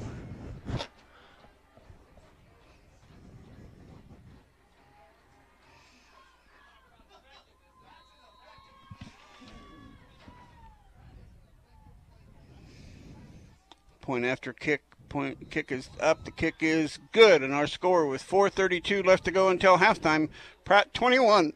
Smoky Valley 6. Back after this timeout. Advanced Physical Therapy of McPherson offers the most comprehensive physical therapy in the area. Our therapists at Advanced Physical Therapy are trained in multiple specialties, such as dry needling, orthopedics, and neurological rehab. If getting in to see your physician is difficult, Advanced Physical Therapy may be able to see you without a referral. We pride ourselves in one-on-one, goal-oriented therapy to help reduce your pain and get you back doing the things you love. Call Advanced Physical Therapy or visit our website at aptclinics.com and see how we can help you live at your physical best. Erickson Custom Building has a great plan and a budget suited for your needs. Whether it's a new build, a remodel of a kitchen, interior, exterior, or an insurance restoration project, Erickson Custom Building provides quality craftsmanship and superior customer service. We stand behind our work and have lasting relationships with vendors, suppliers, and most importantly, with you, the customer. Erickson Custom Building, proud to support all high school activities. Call 620-585-2816 or visit EricksonCustomBLDG.com. Viking football on Mix 96.7. And welcome back to Pratt High School. Don Binks along with Dalton Eastep as the kick goes deep and into the end zone. It'll be come out to the 20-yard line for the Smoky Valley Vikings. We apologize here. We got a couple of misnumbered players. Jair Johnson is the running back, number 13. We had it listed as Martinez on the one. We were looking at the one on the defensive side. It's Toller, but on the offensive side, it's Jair Johnson, I guess. So we apologize, but all in all, it's still 21-6, and the Vikings desperately need another drive here before halftime. Two receivers, the near side, one to the far side. Carson will go back in that shotgun formation with Stanbaugh behind him in the backfield. It's Abel and Autry outside on the near side. Carson's going to tuck it and run. He's got some running room. He's across the 30, 35, 40, 50, back to the 40, and tackled about the 41-yard line. Great run by Carson Peel. Got everybody spread out, and there was nobody left to tackle him down. Well, we don't throw the ball a whole lot, so whenever we line up in splits over here on the left side, you know what they're looking for, like we're going to run something different, and that right side was wide open. Wide open it was, and a big gain for the Vikings across midfield and down to the 41-yard line of the Pratt Greenbacks. Finally tackled there by Grayson Mandel, number 6. So good job by the Vikings on first down. They'll send two receivers, Dower and Autry, out to the far side. Blanchett is the wide receiver to the near side. Low snap, but Peel picks it up, goes down the field to Autry, and he can't hang on to it. A little bit tall. He had one hand on it. Too bad he doesn't have hands like a big NFL receiver. There's a flag on the play at the 50-yard line or 41-yard line of scrimmage. It's going to be holding on the Vikings. They'll back him up 10 yards. That's a tough play for the Vikings there, and that'll cost them 10. It is. After a huge play by Carson Peel, you don't want something like that as a little bit of a deflator, but we'll just back right at it. Go right back at it again. Autry was open. Carson's pass just kind of sailed on him just a little bit. Autry got one hand on it. You see some of those NFL players and college players once in a while making one-handed catches, but Autry wasn't able to do that on that one. Wide receiver each way. Carson will go under center here on first down and 20 now. Drops back to pass, looking down the field. He's going to go deep to Blanchett, one-on-one, and Blanchett and the defender are lined up in coverage. A lot of chicken fighting going on there too. No flag came out, and it falls incomplete. Second down and 20 for the Vikings. Yeah, a lot of contact down here, and usually Cade loves that contact. He's a pretty physical guy out of the backfield, but when he lines up out here, you see him making a lot of contested catches. He wasn't a big fan of that one, though. Well, he's got the height advantage again. Everybody that tries to cover him, I think Mandel was the coverage, and he's 6 foot. Cade about 6'4", 6'5", so he has the advantage, but he just couldn't pull it down that time. I formation again behind Carson, dropping back to pass. Now he's going to tuck it and run. He's in trouble. He gets wrapped up and taken down, a loss on the play of about 7 or 8 yards, all the way back to the 43-yard line. We'll see where they say his forward progress was stopped, but it goes back across the 45 to the 43-yard line. Loss on the play. It's going to be third and a long way to go. They got to go to the 32-yard line on the other side of midfield now. Yeah, and that was number 63. Who do we got here? I got a couple different names. Okay, James Baker, just cutting up the line a little bit there. Just a little bit up that A gap and came through unblocked. Ethan Abel wide to the near side. Blanchett wide to the far side. Carson under center again on third and long. Dropping back. Statue of Liberty play, trying to get Autry out in the open. He's got some room. He's across midfield. Jukes one tackler and gets down to about the 43-yard line. There it's going to be fourth down and about 12, but nice big pickup for Autry, the Meerkat, on that play. Takes us down to about the 43-yard line, it looks like, but great third down play. It makes that fourth down much more manageable. With 2:39 and counting going here until halftime, the Vikings looking to the sideline, see what they're going to do. Probably going to let it run down, and I'm assuming that Tim Lambert will call a timeout. We'll get ready for a scoreboard update. This scoreboard update brought to you by McPherson Dental Care, your friendly hometown dentist, online at McPhersonDental.com, providing healthy smiles with a gentle touch. The Vikings do call timeout. We got some scores here. Andale 21, Wichita Collegiate 0 after one quarter. Newton over Salina South 7-0. You got some scores? Yeah, it looks like McPherson up in the first quarter over Wellington 7-0. Bueller over Augusta 7-0. Trinity Catholic over Medicine Lodge. We passed that bus on the way here 7-0. Gossel over Pretty Prairie 22-0. And looking at some later scores, Halstead over Lions right now, 14-8. Those are some familiar teams for us. Conway Springs 25, Sterling 0, and then Marion over Council Grove 24-0 as well. Derby over Mays 20-14. We got the Holy War. We got Bishop Carroll taking on Cape and Mount Carmel. I'm looking for a score on that one. Did you give Hoisington 20, Lakin 0? Remember hearing you say that one. Yeah. That's what I saw as well. Okay, good. So thanks to McPherson Dental Care for that scoreboard update. Here it's 21-6. Vikings trail with 2:23 left to go until halftime. They're going for it now on fourth down and about 12. Blanchett and Dower to the near side. Abel to the far side. I formation for Carson, rolling back to pass, still rolling back, still looking down the field. He's got Blanchett, and he catches it right at the 30-yard line. I think he's got enough for the first down. Great route, great pass, first down, move the chains. Yeah, and you could tell Carson just put it out there and hoped that an athlete would go get it, and Cade did. Maybe got it by a foot, I would say, but that's all we needed. Like my uncle used to say when we were moving farm machinery out, an inch is as good as a mile. A foot is as good as a mile in football, too, so... First down Vikings from 3rd and 30-something. That's an amazing set of plays there. Yeah, we were back there on 38-yard line back there on the opposite side of the field. Wide receivers each way for the Vikings. Peel rolling out, still rolling out, goes downfield to Stanbaugh. Caught, catches it, first down yardage, and Moore rolls over one tackler about the 15-yard line. They say it's still in bounds, but now they're going to stop it for the first down marker. And the Vikings, with 1:54, move the chains at the 14-yard line. That was a great route. That was a great catch by Stanbaugh right in his breadbasket. It was, and he had a head of steam, and he was taken out. Looks like number 13, J.R. Johnson, all the way down to about the 14-yard line. I formation for Carson on second down, or 1st and 10. Here comes the Meerkat trying to get outside, trying to cut it back to the middle. He's got some running room, and across the 10 down to about the 8-yard line. It'll be a pickup of about 6 on the play, second down and 4. Yep, great inside run there, just off the tackle. It looks like number 76, Easton Rector. We keep saying his name, but he's in on the play again. Yeah, he made a good play, but not before Autry got a good yardage. Abel wide to the far side. Flanker is Blanchett on the near side. I formation behind Carson on second down and a long 3. Here comes Stanbaugh blasting his way up the middle inside the 5. First down and goal for the Vikings, I believe. Yep, they are going to say first down. So it's first and goal for the Vikings inside the 5-yard line. Well, he didn't get as good a spot as we thought. They're going to spot it about the 4, but it was enough for the first down. So it's 1st and goal from the 4 for the Vikings. What a great answer here after Pratt went up with that big score. Well, a great job on this left side by Gus Griffith and Justin Holt just opening it up. Long play count. Here comes Blanchett trying that right side middle, and he's going to be close to the first down or touchdown yardage, but he's going to get wrapped up and pushed back.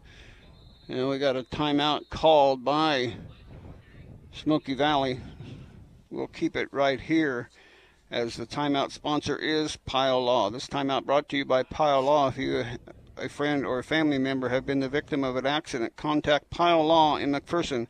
At Pile Law, Tom takes the time to evaluate your options. And a couple of great blocks on the play, H&R Block. Just like the great block on the field, the pros at H&R Block provide help you need in the biggest possible refund. Find the tax prep option for you, H&R Block in Hutchinson, Lyons, and Ellsworth.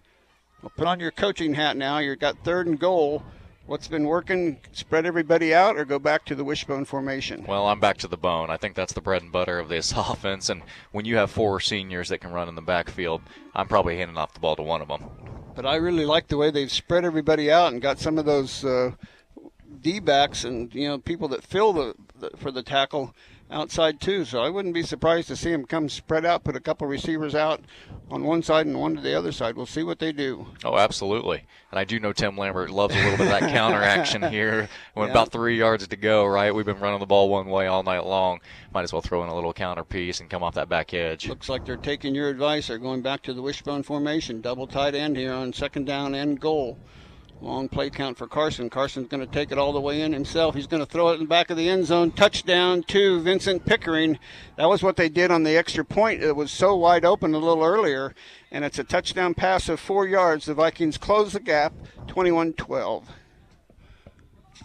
With 44 seconds left to go. And that's what you get when you run the ball really well, right? And we're going to run those 3 fakes straight up the middle, slip Vincent Pickering off the edge, back of the end zone, and it's good for Smoky Valley.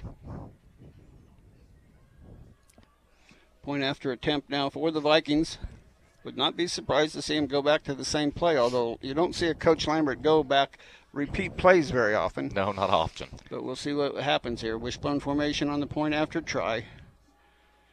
It's going to be a toss. Try to get to Autry outside. He's going to cut it back in the middle. He's got it. Touchdown, or 2-point conversion is good. And our score with 44 seconds left before halftime, 21-14 Pratt. Back after this timeout. Advanced Physical Therapy of McPherson offers the most comprehensive physical therapy in the area. Our therapists at Advanced Physical Therapy are trained in multiple specialties, such as dry needling, orthopedics, and neurological rehab. If getting in to see your physician is difficult, Advanced Physical Therapy may be able to see you without a referral. We pride ourselves in one-on-one, goal-oriented therapy to help reduce your pain and get you back doing the things you love. Call Advanced Physical Therapy or visit our website at aptclinics.com and see how we can help you live at your physical best. Erickson Custom Building has a great plan and a budget suited for your needs. Whether it's a new build, a remodel of a kitchen, interior, exterior, or an insurance restoration project, Erickson Custom Building provides quality craftsmanship and superior customer service. We stand behind our work and have lasting relationships with vendors, suppliers, and most importantly, with you, the customer. Erickson Custom Building, proud to support all high school activities. Call 620-585-2816 or visit EricksonCustomBLDG.com. Viking football on Mix 96.7. The short kick is picked up by one of the upbacks and taken inside or across the 45 up to about the 46 or 7 yard line. We'll see where they're spotted. I think it was number 6? Yes, number 6, Mandel. Mandel taking that ball, so it gives Pratt good field position now at the 40. We're spotted at the 48-yard line, so good position here. See if the Viking defense can stiffen now before halftime with 40 seconds left before the half. Wide receiver each way for Pratt this time. Martinez on the near side. The hammer back. Hamey going to go inside quickly to Toller on the far side, or Jair Thompson, whichever one it is. And it's good for about 9 yards on the play. No, it's good for 10 yards to stop the play for first down yardage. No, I take that back. Pratt calls a timeout. We'll keep this timeout right here. Again, tonight's player of the game was going to be sponsored by People's Bank and Trust, safe, reliable banking that puts you first. Put their experience to work for you and your family. Relationship banking from People's Bank and Trust. Let Alan Samuels help you find the make, model, the budget that best fits you. View their large inventory at allsamuelshutch.com. Alan Samuels, Chrysler, Dodge, Jeep, and Ram. Come by. Let's be friends. I guess it isn't. It is short of the first down, so it's a gain of 9 on the play. So Pratt had to use one of their timeouts. They have 2 timeouts left. 31 seconds left to go until halftime. Well, this will be a big stop for the Vikings because Pratt will get the second half kickoff because they deferred the opening kickoff. So they need to definitely stop them here and not let them score. Second down and 1. Yowney's going to take the pass and look. He's looking downfield. He's in trouble. He's still scampering. He's going to get caught and about the 35-yard line by Pratt. And they're going to end up getting out of bounds to stop the clock. 20 seconds now left. The receiver was Tay Wilson. Yep. Tackled by a whole bunch of Vikings, but not before he got first down yardage as he went out of bounds at the 34-yard line. Yeah, Nolan Downer there on the initial contact, and you could tell he was fighting for his life to keep that guy in bounds, right? Want to keep that clock running. Yeah. Let it stop only. But they got 2 timeouts yet, so they got some time, but see if our defense can rise to the occasion here. Wide receiver to the far side, Johnson. Martinez to the near side. Hamey and Yowney in that pistol formation. Hamey still looking, going to go deep down the field, turning around. It's going to be well underthrown. Beaker and Johnson are step for step there on the far side, but that was nowhere near being complete. It's going to be second down and 10 now with 15 seconds left to go. Yeah, and they tried the double move there on the outside, and Max Beaker was not falling for it. Good coverage by Max there on that one. It'll be second down and long for Pratt here with just 15 seconds left before the end of the half. 21-14 is our score here. Martinez wide to the near side. Johnson wide to the far side. Snap good. Pressure coming up the middle. Knocked down by Gus Griffith. Good job. Boy, they had the pressure on. They let him through. It was going to be an inside screen. It was a great call, but Hamey just couldn't get rid of the ball. Gus, at his height, about 6'4", 6'5", and his arms up in the air. He knocked it down. Good job by Gus. Yeah, and that's what you teach those linemen on those screen plays, because at times you feel helpless as a defensive lineman being let through, right? Get those dang hands up. We got tall guys up front. That's their job right there. And they did a good job of it. Third down now and long with 12 seconds left, so they got enough for a couple of plays, but the Viking defense is stiffened right here. Johnson wide to the near side. Hammer back, inside handoff to Martinez, trying that left side, trying to get outside, following his would-be blocker. Vikings going to be able to get the tackle and get him down at about the 5 or 15-yard line.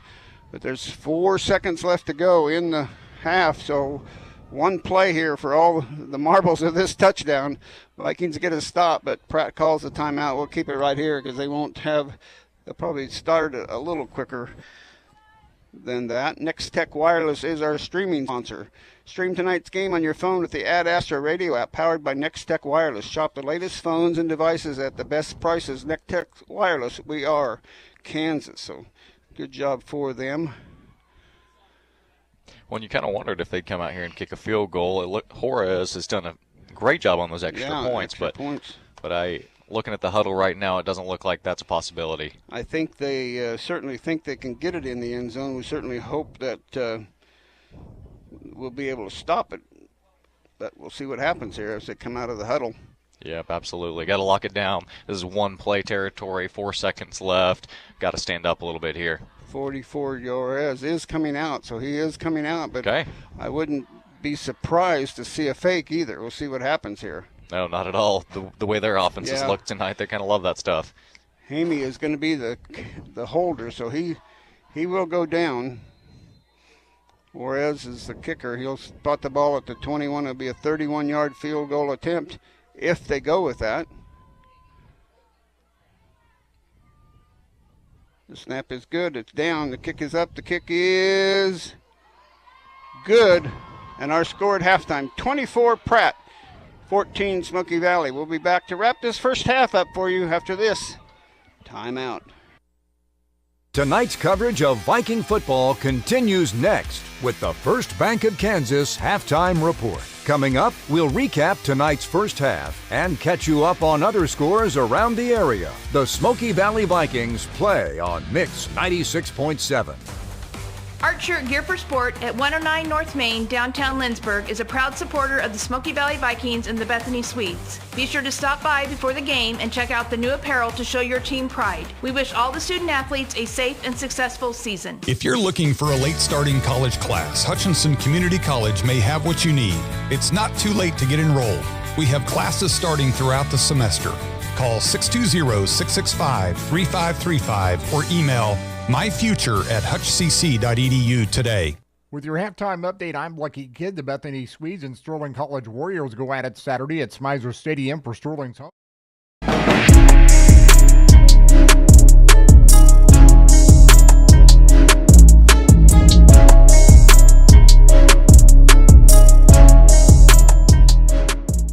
All right, so I'm here with Kieran Mullen, cross-country runner here at Smoky Valley. So to start off, what's your favorite part about cross-country? So I really love the mental aspect of the sport. You know, like you can go out and run a mile or 2 miles, but there's something about 3. You kind of just have to shut your mind off and let your body do what it knows to do. Yeah. So you started out your high school career as a volleyball player your freshman year. So what made you decide to switch to cross-country, and do you think it was the right decision? So for me, I really like being well-rounded, and cross-country was a sport, you know, like I always wanted to try, and I always wanted to become a distance runner, but I didn't really know when I should do that, and I just found an opportunity and took it kind of. Nice. So do you have a favorite course to run on? Halstead course is definitely the best one. Is there a least favorite? Oh yeah. Ellsworth or Clay Center. Yeah, makes sense. Do you have any pre-race traditions that you do, or pre-race snacks or anything? So my whole race day is normally just a big routine. I always try to stick with the same things. My mom always makes me breakfast on race day. I always have to have whatever she cooks. She has to make the meal. Yeah. And I always wear about the same outfit. I have our distance shirts, and yeah. Nice. There you go. So as the season winds down here in the next few weeks, do you have any personal or team goals for the end of the year, or since you're a junior, even for next year? So our team, we have a lot of team goals for this end of the season. We want to get first at league, top 2 at regionals, and then make it to state and place top 5 as a girls team. And then individually, I want to get top 5 at league, top 10 at regionals, and then top 20 at state. Awesome. Sounds good. That's all I have, so thank you for your time and good luck. Thank you. Accounts to small family businesses across Kansas for over 50 years. Check out RaleighInsurance.biz, see me in Little River, or stop by Raleigh Insurance in Inman or Lyons today. Hi, this is James with Idea Tech. We love bringing internet free.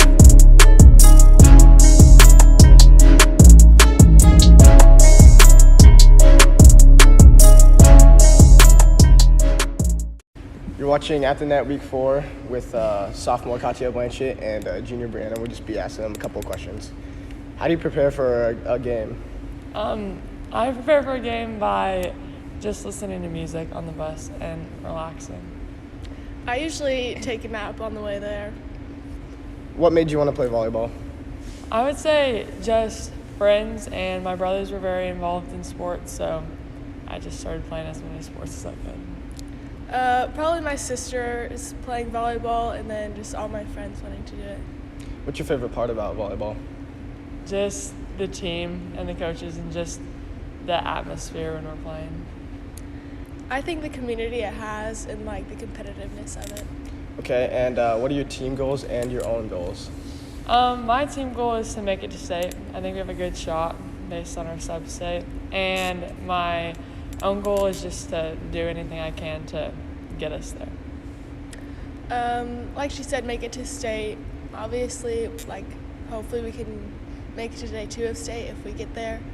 And then personal goals, just benefit the team as much as I can. Yeah, I'm excited to watch you guys for sub-state. I think you guys will make it to state. Last question, do you have any rituals or things you do before a game? Yes, we have a pregame hype party in the locker room with the LED lights. We have LED lights, a disco ball, yeah. speaker. All right. Thank you guys for joining us. Yep. KMCP. Back to your game right after this. I'm Lucky Kid. More of the First Bank of Kansas halftime report is coming up after this. Next, we'll recap tonight's first half stats. Visit one of First Bank Kansas's 8 locations or online. firstbankkansas.com. Mix 96.7. Hi, this is Serena from Midway Motors. To help fight breast cancer, Midway will be donating $50 for every vehicle sold during the month of October in hopes of raising $15,000. Visit midwaymotors.com to learn more. Viking football on Mix 96.7. And welcome back to Pratt High School. Don Banks along with Dalton Eastep as the Vikings find themselves down by 10. 24-14 here. It was 14-0 after the first quarter. The Vikings' first 2 drives were 3 and out, while Pratt put 2 drives together, one a 10-play 51-yard drive, the other a 6-play 37-yard drive to take a 14-0 lead. But then the Vikings came back on a 14-play 69-yard drive that culminated in a 1-yard Blanchett run. The point after failed and it was no good. Then Pratt answered back. That drive, 7 plays, 62 yards, culminated in a 25-yard run by Tolley. The point after kick was good, and it was 21-6. And the Vikings put together a nice drive, an 80-yard drive, 11-play, culminating in a 4-yard pass to Pickering from Peel. The point after run by Autry was good, and it was 21-14. But the Vikings left 44 seconds on the clock before halftime, and Pratt drove it 52 yards with a 31-yard field goal as time expired to take a 14-24 lead at halftime. But all in all, the Vikings certainly down, but came back, and a good first half. What do you got for some stats? Yeah, stats across the board. Team stats, total offense, Smoky Valley at 155 yards and Pratt at 213 yards. Passing, 32 for Smoky, 44 for Pratt. Most of the offense has been on the ground, though. 123 rushing yards for Smoky and 169 for Pratt. As far as individual stats go, starting off with Smoky Valley's offense, Carson Peel, 3 for 6, 32 yards, and a touchdown. He's also leading that rushing category for us, but we've got a whole group of guys. Well, he had that one big run. There's no question about that. He did. He's got 6 carries total for 46 yards, but you're right, that one took up a big chunk of that. Justice Autry also with 6 carries for 46. Tristan Stambaugh, 7 for 21, and Cade Blanchett, 4 carries for 10 yards. On the receiving end, only 3 passes completed, but Tristan had 1 for 17 yards, Cade 1 for 12 yards, and Vincent Pickering was that one catch in the end zone for another 3 yards. On Pratt's side, they've got 2 quarterbacks they run almost all game long, Max Ioni and Carson Hamey.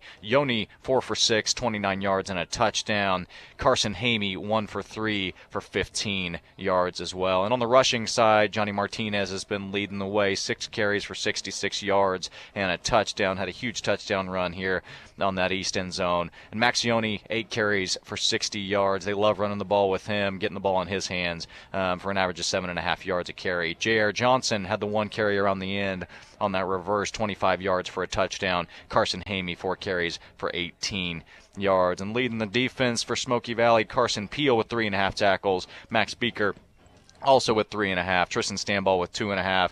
Cade Blanchett and Justin Holt and Gio Luis, Austin Sharp all with 2. And the list goes on. A lot of guys making a lot of plays tonight, or at least all over the field. And for Pratt, we have J.R. Johnson leading the way with 4 solo tackles. Easton Rector's been all over the field, 3.5 so far. Grayson Mandel with another 3.5, and James Baker with another 2.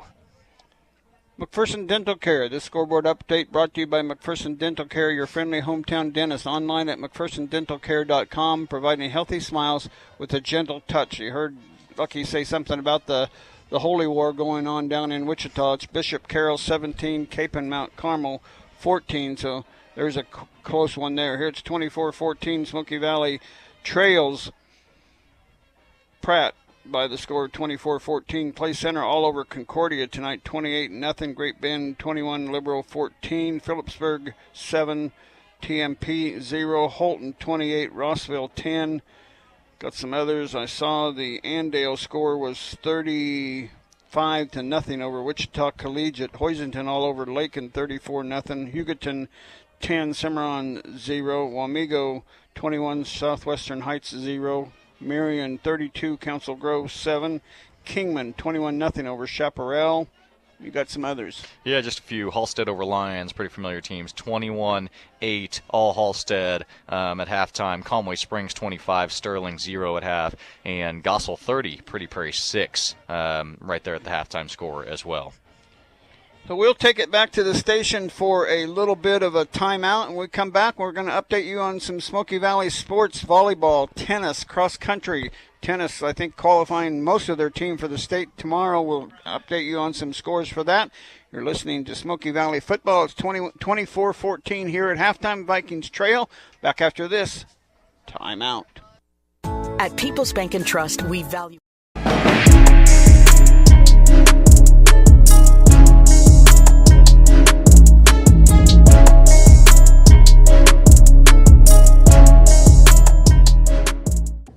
All right, I'm here with Carrie Adam and Campbell Gaskell, #1 doubles players and members of the league champion Smoky Valley girls tennis team. So congrats to you two on that. All right, so to get started, what's been your favorite part of playing tennis in high school? I like getting to hang out with friends and then also winning. Yeah. Yeah, I like the environment that the girls bring. Awesome. So you guys are doubles partners. How much do you think chemistry plays a role in doubles? And do you think it has helped play with each other for more than just one season? I think that to be doubles partners, you can't know each other too well, but then you also have to know each other at least a little bit, because if you know each other too well, then you'll just be mad at each other the whole time. But if you don't know each other at all, you won't know how to talk to each other. Mm-hmm. Mm-hmm. Yeah, chemistry plays a big part, I think. Yeah. All right. So you guys had a big accomplishment in winning league last weekend as both a team and you guys yourselves. So as we look ahead to regionals on Friday and Saturday, what are some keys to playing well and making back-to-back state appearances? I think we just need to focus on our pace and our mindset and not getting angry. Okay. Yeah, that's good. Tennis is very mental, and if you get in your head and you start making mistakes, things can go downhill really quickly. Yeah, makes sense. All right. So finally, just kind of a fun question. Do you guys watch a lot of tennis? And if so, do you have a favorite player? Anything? You can go. Naomi Osaki. Naomi is my Osaki. favorite. Yeah. Sounds good. Carrie? I watch a lot of tennis, but I don't necessarily have a favorite player. Yeah, makes sense. All right.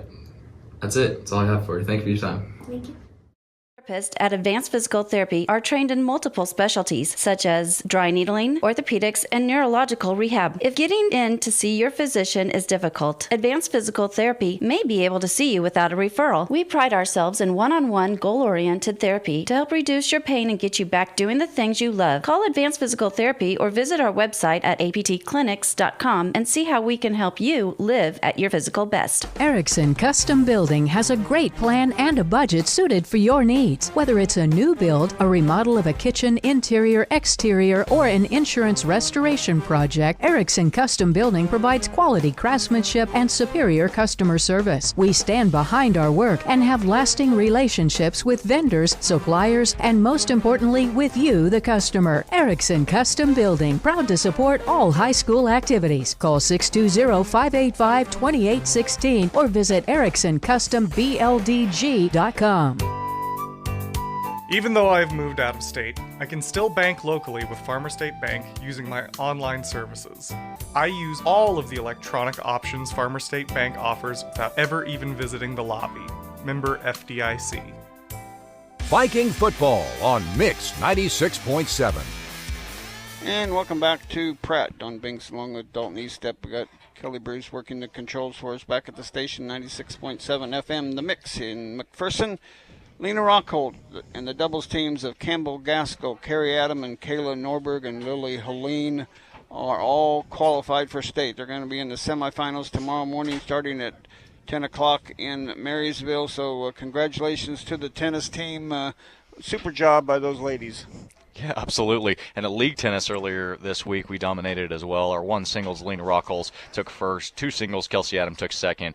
Our one doubles and two doubles both took first at league. Gaskell and Adam and Norberg and Helene. So they've been really playing really well as of late, so congratulations to them. What other scores do you have for the Vikings on other sports than football tonight? Yeah, absolutely. We got volleyball from earlier this week. Tuesday we were at home. Smoky Valley defeated Halstead in 2 sets, 25-15 and 25-11. And then took down Southeast of Saline. It took 3, but 25-16. Then down in the second, 22-25, and finished off in the third, 25-20. Thursday we were back at Central Plains. Smoky Valley defeating Central Plains in 2 sets. Smoky Valley also defeated Ellsworth in 2 sets, 25-11 and 25-20 on the night. They are now 22-6 on the season and currently ranked number 10 in 3A. We get back at it next Tuesday at Pratt. Coming this way. They're coming this way for volleyball as well. Versus Pratt and Heston. So that should be a tough one, absolutely. And love this road trip, right? Yeah, absolutely. We know that route pretty well. Yes, sir. And then we've got some cross-country scores from earlier this week at Ellsworth, what they say is a great precursor to Wamego because it's so hilly. Donnie and I talked about not even liking to walk the golf course. I can't imagine being these girls and guys. So for the girls, Smoky Valley girls took first overall and had 7 finishers in the top 25. Hope Willems taking 4th, Kira Corndog Mullen taking 5th, Taylor Helton at 9th, Adrienne Lockhart 11th, Sophia Fruits at 14, Gracia Peterson at 20, and Mila Sims at 24. The boys also raced well on Tuesday, taking 2nd overall just behind Abilene High School. Titus Reed leading the way as 7th, Sam Peterson at 11th, Braden Iyer at 14th, and Wyatt Johnson at 20th, then Caden Bishop at 25th, and Sebastian Pavlovich at 31st. Excellent job, and the Vikings got a nice notice a week ago that they get a host sub-state on Saturday, October 22nd, and that sub-state will include Council Grove, who at the press time was the number 1 seed with a 14-4 record. The Vikings would be the number 2 seed at 18-6. They're now 22-6, I believe, so they would help their record, and they beat Southeast of Saline, who would be the 3rd seed at 14-6, and then Hoisington at 16-12. And then Heston, Nickerson, Lyons, and Larned are the bottom 4 teams. So Vikings, if they play well here in a couple weeks, will certainly have a chance to get to the 3rd state tournament in a row in volleyball. But you know as well as anybody else, you got to play the games and you got to take care of business. But they got a tough stretch here to finish up the regular season. They do, which I think is going to be a good thing. These girls need a little bit of a challenge. And the core of this team kind of being those sophomores and juniors who played a lot of volleyball, right? Absolutely. And you love to test them before they get to the big stage. No question about that. So look forward to that coming up on the 22nd of October. We will have one more match that we will broadcast, and that will be on the Tuesday the 18th. So we'll have that broadcast for you. Charlene Ramsey and I will do it on the live.smokeyvalley.org. We appreciate Mike Rose linking up everything tonight so everybody can watch and listen to us on their TV screens at home. And I'm ready for a big second half of football. The Vikings will have to kick off to Pratt. Boy, it'd be nothing better than to get a 3-and-out to start this second half. Yeah, absolutely, especially as that Pratt's offense has been rolling through that first half. A stop here would really give us a momentum switch. They haven't punted yet, have they? They have not. Punted yet. You know, so we had to punt the first 2 times, and then we haven't punted since that. So the Vikings really stepped up when they were down 14-0 to get back in this game. But that late field goal kind of hurt a little bit. But everybody's back and ready to play, and we're ready to go for the second half. 15-14, they're counting down the seconds on the clock here before the start of the second half. Enjoy. It's still dry down here. I know it was raining a little bit back home, but my wife sent me a little video of some raindrops coming down. I don't think it was a lot of rain, but it is dry here. It's a cool night for football.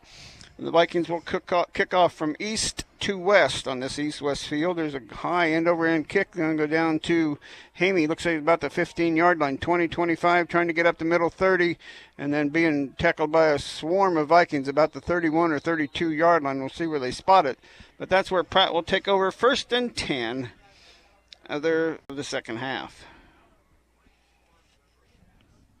Looks like they're going to spot it right on the 32, so that's where they take over.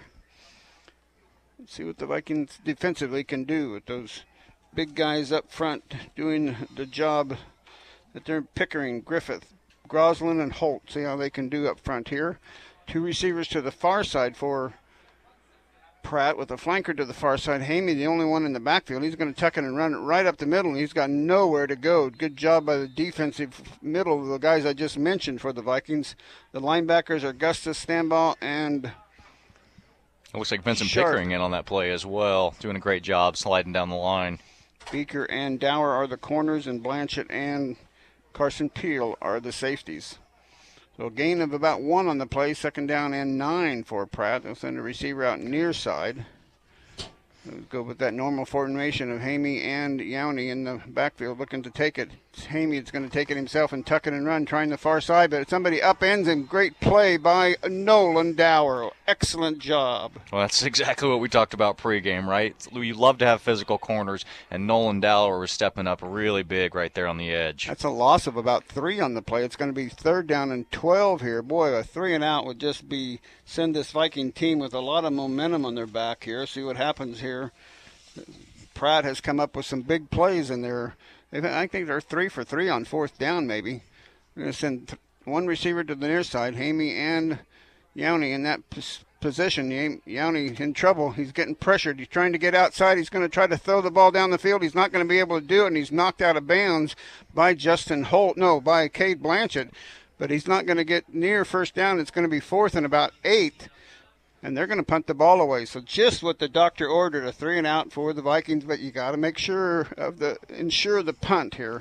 Yeah, absolutely. We've seen the smoke all night long, right? It wouldn't surprise us to see it once again here. No question about that. So 4th down and 8, we'll call it.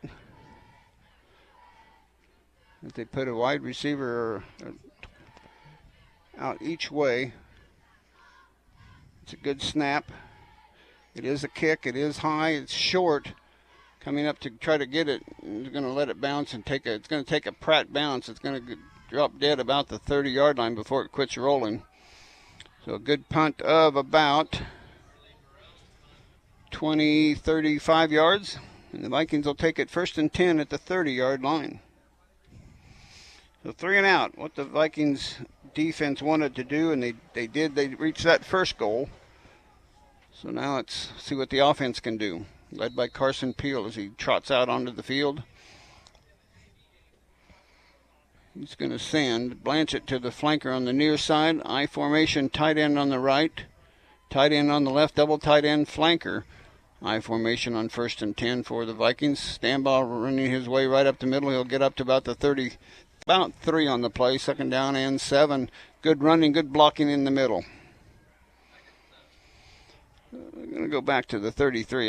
That's not a really great spot there by the officiating crew, in my opinion, but we're always favored of our Vikings. You know it. So 2nd down and 7, we'll call it. Blanchett again comes to the flanker on the near side. I formation for Carson on 2nd down and 7. Blanchett now in motion to the far side. I'm going to give it to Autry. He's going to try to sneak through, and he gets wrapped up and picked up only about a yard on the play, so it's going to be 3rd down and 6 here for the Vikings. Pratt also stiffening up their defense here on the first set for the Vikings. Yeah, and that's not exactly what we wanted to start it off, but good thing here we got about 3rd and 6, a very doable 3rd down, and with that momentum, you want to keep it rolling. Absolutely. Abel in with the play to Carson Peel on 3rd down and 6 for the Vikings. Still staying that I formation with Blanchett the flanker on the near side here. Carson has kept several of these himself on the run. Turn and hand it off to, nope, he's going to pass it in the backfield. He's got Blanchett wide open, complete up to about the 43 or 44-yard line. Great play, good route by Blanchett, good pass by Carson. Move the chains for Smoky Valley. Well, if you've watched any film on the team, you know that's the play they love. Cade Blanchett right there off the edge. Little deep route, probably a corner route, and Cade out into the flats. It's open every time.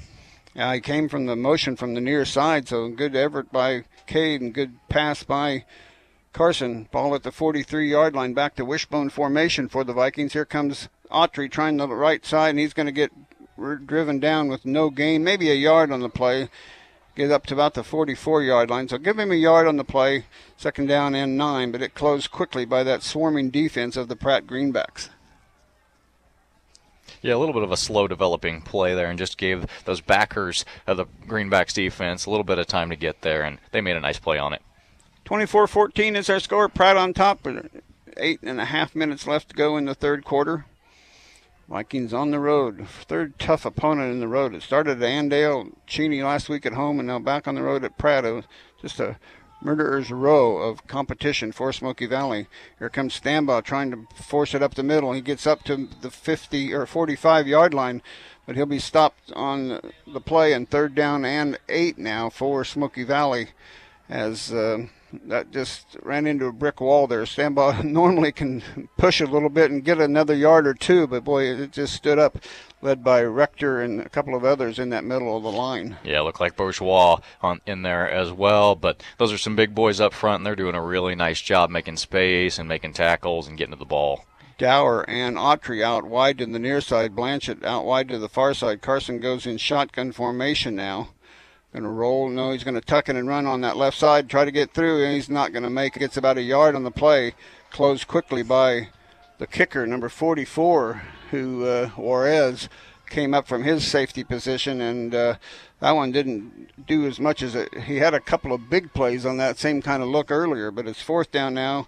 Well, the Vikings punted away inside their own territory at the 46-yard line. Yeah, and it looked to be a designed run as quick as that read was, and you're right, that back side edge especially has been open tonight. It was not that time. The Vikings look like they're going to go for it. Abel out wide to the far side, Blanchett wide to the near side. High formation for Carson. Going to roll back and pass, going to look down the field to the middle of the field, and caught by Autry. He's got some running room. He's across the 30 and down to near the 25-yard line. A bullet pass by Peel, and Autry caught it right on the run. Great play, big yardage, and down to the 25-yard line. And that pass had to be perfect because 15, Carson Hamey, was on his tail, and he put it right in the braid basket for Justice Autry. There are not a lot of guys that are going to catch Justice Autry, and Carson Hamey's got some wheels as well. Well, he's got a long reach, too, and he grabbed the back of his jersey to pull him in. Wishbone formation now for the Vikings on 1st and 10. At the 25-yard line. Here comes Blanchett trying that left side. He gets through to one tackler, but he gets gang tackled right at the 25-yard line, so no gain on the play. It'll be 2nd and 10. Pratt Greenbacks know how to swarm to defense, too. That looked like that play had a chance to develop, but the first tackler got a piece of Blanchett to slow him down, and he couldn't recover as he spun out of that first tackle, but didn't make it anymore. 2nd down and 10. Yeah, that swarm led by Colin Strong and number 44, Adrian Juarez. Wide receivers Autry and Dower now to the near side. Blanchett to the far side. Shotgun formation for Carson. Dropping, looking, still looking. Going to go deep in the corner of the end zone. Tapped away. Dower ended up playing defensive back there as he went to Nolan Dower, who was double teamed in there. Martinez, the closest defender for the Greenbacks, that it falls incomplete 2nd down or 3rd down now and 10 from the 25-yard line. Well, Martinez, I was assuming, had an easy pick on that one. Nolan Dower did a great job playing a little defense, as you mentioned, or else that ball's picked off in the end zone. Yeah, it would have been a safe or a touchback, and they would have had it 1st and 10 at the 20, so great job of Nolan to pull that play apart there. Another smart play by a senior. Nolan Carson Peel went over to the sideline to get the play from Coach Lambert himself. It's 5 seconds is all they have left to get this play sent off. Carson under center. It's a Statue of Liberty play. Autry trying to get outside. He's got some running room. 15. He should have 1st down yardage inside the 15-yard line. Great run by Autry, the Meerkat, who kind of crouched down a little bit, got even lower than his stature is, and found a little seam and got 1st down yardage on the Statue of Liberty play. That's just a great play design. You know we're going to run it at least once a game. That's twice so far tonight. Yeah, twice tonight, but it is opened up good inside there. The good blocking by the interior lineman that found that hole. I formation for Carson. Wide receiver is Blanchett to the far side. Carson's under center. Here comes Stambaugh. No, Carson's going to keep it himself, trying to get outside. Stiff arms one defender. Now he gets double team tackled, but he's going to pick up about 4 or 5 yards on the play. Looks like he's going to be inside the 10-yard line. Timeout is called here as somebody's helmet came off. I think that's Carson's helmet that came off the play there. Yeah, that's what it looks like there on the edge. So see what happens if he has to come out for a play. See what the Vikings do here. they're winding the clock, so they'll take it second down, and we'll call it second down and 4. It's a long 4, short 5. And it's Ethan Abel who's going to go under center for the Vikings. Oh, Ethan dropped it. He falls on it keep the clock running. So it's a play that Ethan Caden tried to hand off, but he mishandled the snap from center. Boy, that's tough when you haven't done that for a long, long time and have to go down and take it in tough position there. They lose a yard on the play. It's third down and 6 now for the Vikings. Carson back on the field now, but he had to go out for a play because his helmet came off. Yeah, and they lose about 2 yards on that play. So third down, and we'll call it 6 for the Vikings. Blanchett wide to the near side. Abel wide to the far side. Carson under center.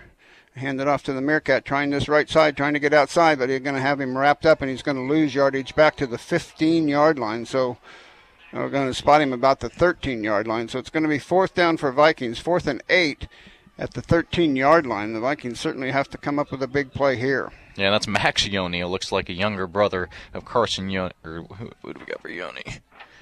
Max Yoni, yeah, making the play there, number 24. A good effort by Max Yoni on the defensive side for the Pratt Greenbacks. Here the Vikings facing a fourth down at the third quarter, 30-33 and counting. Dower out wide near side, Blanchett out wide far side. Carson goes under center on third down, rolling to the near side, still rolling. Going to go in the end zone, incomplete, and the Vikings will turn it over on downs. I thought I saw a flag come out, but I guess I don't think I did. Okay, it's incomplete pass on fourth down, so the Vikings do not get it, and they turn it over on downs. When you hate to see it in that way, because they were actually rolling for once, got a great stop on defense. Now the defense has to get back out there and pick it back up, and you just hope that this deficit doesn't get any larger. Yeah, now they're called on the defense to come up with another 3 and out to get it on the 13-yard line. Vikings shifting a little bit. Hamey's going to take it, Yoni's going to take it and try to get outside. He's got some running room across the 20, and he's bounced out of bounds. Nope. About the 32-yard line, so pick up of more than enough for the first down. Move the chains, and they'll spot it, looks like about the 37 or 38-yard line. And we thought he was pushed out of bounds there for a little bit. It's hard to see the sideline, but it looks like Nolan Dower, about 5 yards past the spot we thought, finally gets him out of bounds. And Nolan coming from the far side on the play, so great effort by Nolan to be involved in that play.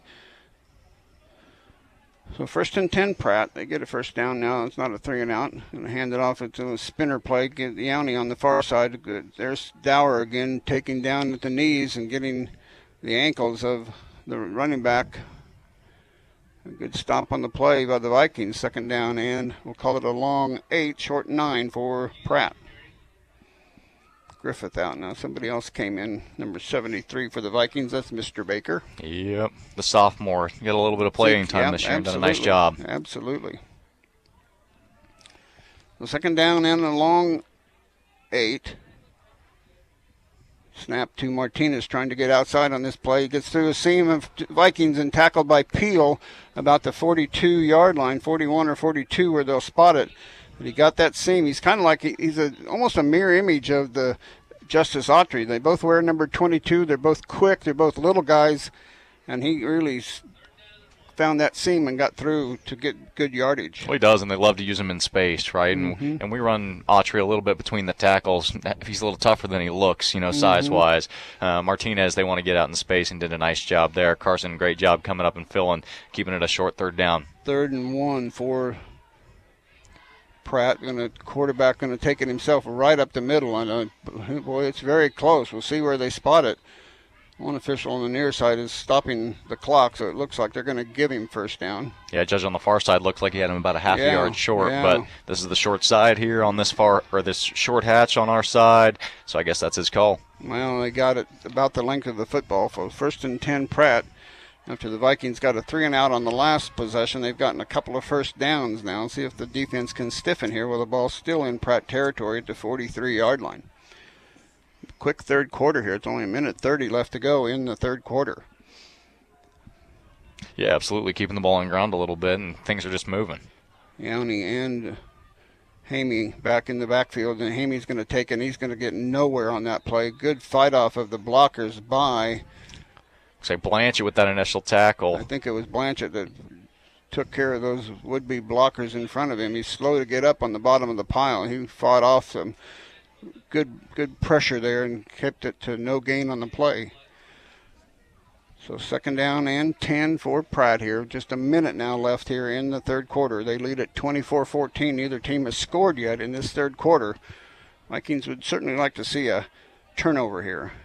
High snap, but it's taken down by the running back Yowney, and he's going to get across the 45 up to about the 46-yard line. It's going to be 3rd down and about 7 for Pratt here. The Vikings certainly doing a great job of defending. They are, and they're doing a great job cutting off that wall of blockers that we talked about earlier, and it just slows up Yowney just enough where the sophomore, Zeke Baker, that just came in can kind of slip through there and make his tackle. A good job by Zeke on that one. 20 seconds now left to go until the end of the third quarter. Looks like student body right. They unload to the far side of the field. Vikings shift over as they snap the ball. It's taken by Martinez in the backfield. He's trying to split the seams, and he does. Peel takes a touchdown-saving tackle about the 45 down to about the 43-yard line before he's hauled in. But he is so quick. He gets through that initial line, and the Vikings certainly have trouble bringing him in. Yeah, that second burst is a lot like Justice, like we talk about. He hits that line and he hits a second gear. Carson, a great job saving that, keeping this drive going for us. Hopefully we get a stop here on these set of downs. Well, we got an injury timeout here. Injury timeout brought to you by the Summit. This injury timeout sponsored by Summit Surgical and Pinnacle Rehabilitation Sports Performance. Schedule your free consultation at summitkansas.com. The Summit, together for exceptional health care. So Martinez is slow to get off the side of the field. And now after the timeout, the third quarter comes to an end. And our score after 3 quarters, it's still 24-14. Pratt back with the fourth quarter after this timeout.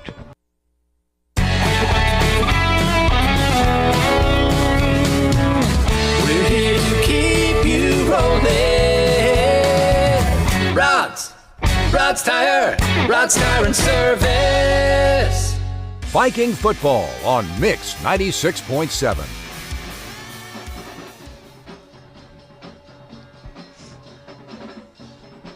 And back at Pratt, Don Binks along with Dalton Eastep. The scoreboard sponsorship brought to you by McPherson Dental Care. Your friendly hometown dentist online at McPhersonDentalCare.com, providing healthy smiles with a gentle touch. We got any more updates on the scoreboard here? Let's see if we can get to where I need to get to real quick. Conway Spring. Let's get some more here. Yeah, a few recent ones. Gossel 52 over Pretty Prairie 6. Looks like Bueller up on Augusta towards the end of the third quarter, 21-7. Derby opening up on Mays. It's 34-21 in that battle. A couple 8-man scores. Canton Galva 46, Central Christian 0. Little River also shutting out Harrington up 48-0. And Centralia over Garden Plain 28-13.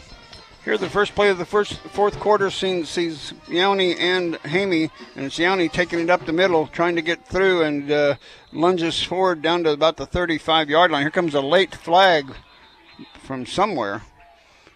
A couple of flags coming out of 3 flags I see on the litter in the field, so something happened after the play. I was looking for the end of the play. The Vikings look to be backing up, so it looks like it must be on Smoky Valley.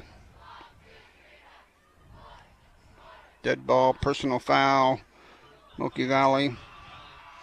Must have done something late after the tackle there. I don't know what happened, but I wasn't looking at that part of the field, but something happened, and it's going to take it 15 yards from the 35-yard line. Yeah, we couldn't tell what was going on back there. It just looked like a little tie-up with number 12 for Pratt, Justice Tatro. Couldn't tell who our DB was back there, but obviously a little jawing going on. Yowney and Hamey in that same pistol formation they've been, with the wide receiver and Hammer back to the near side, the short side of the field. On 1st and 10. The inside handoff to Martinez, who was hobbling off the field. He's back on the field running now and getting about 7 or 8 yards on the first down run. So whatever was bothering him, he sure got over quickly. Yeah, he did. He looks like a tough guy out there, too. You can tell him hobbling just a little bit, limping just a little bit, but he's not coming out. Yeah, maybe hobbling a little bit for show to get the Vikings aren't worried about paying much attention, but that inside counter look for him is certainly a viable option for them. Yeah, it is, and that line gets a good push up front. 2nd down and 2 for Pratt in the red zone of Smoky Valley. Snap goes directly to Yowney. He's going to try that middle. He's going to get wrapped up and taken down by Sharp and a host of Vikings after Sharp gets a hold of him. Dower, Peel, and Blanchett, among others, on that tackle. Pickup of no gain on the play. It's going to be 3rd down and 2 for Pratt. Ball is spotted about the 13-yard line. Well, that's something we missed early in the year, too, not having Austin Sharp out there. Somebody who knows what they're doing, and plus just a tough-nosed guy. So he's filling that lane really early, and that lets those other 4 guys come help out. Wide receiver to the near side, Johnson. Oh, it looked like there's a motion going on there. Here's Hamey trying to get first down yardage, and he's not going to get there. He's short of the first down, but it's going to be 4th down and very short. Sharp, among others, grabbed a hold of Hamey and tried to pull him down, pull him backwards, but he had enough pressure going forward and got about a yard. So he's going to be about a yard short the way it looks. 4th and 1. Yeah, and I wouldn't be surprised to see them throw the ball or get the ball outside right here. Well, I'm thinking they're going to go for the first down, and they've had some direct snaps and just gone straight forward and had just kind of like that last play there. Absolutely. They got that hammerback who's just right beside the first guard, so they got several blockers right in the way, and that's exactly what they do. Yowney going right up the middle. He is going to score. Yowney not only gets the first down, he takes it in from the 13-yard line for the 6 points for Pratt, and they extend their lead to 30-14.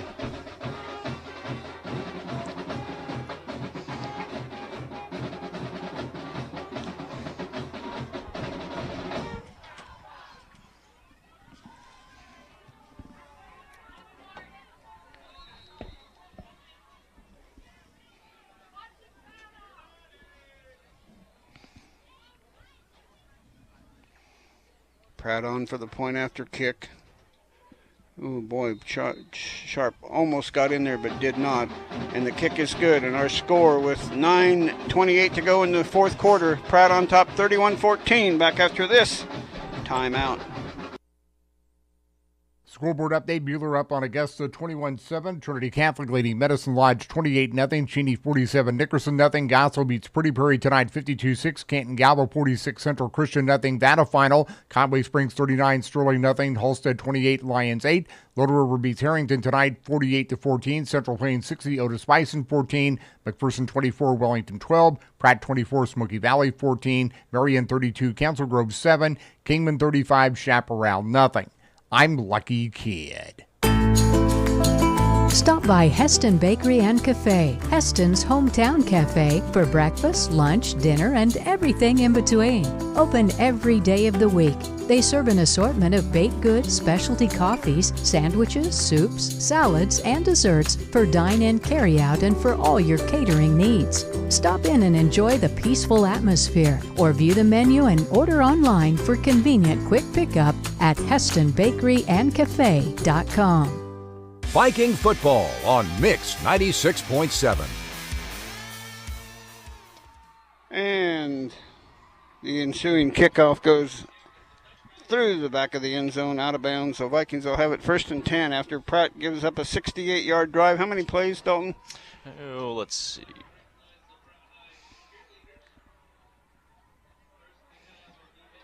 13 plays. 13 plays, 68 yards, starting in the 3rd quarter and ending in the 4th quarter with 9:28 to go here. And the Vikings certainly need to see if they can get something going. Wide receiver Abel to the far side, Blanchett to the near side.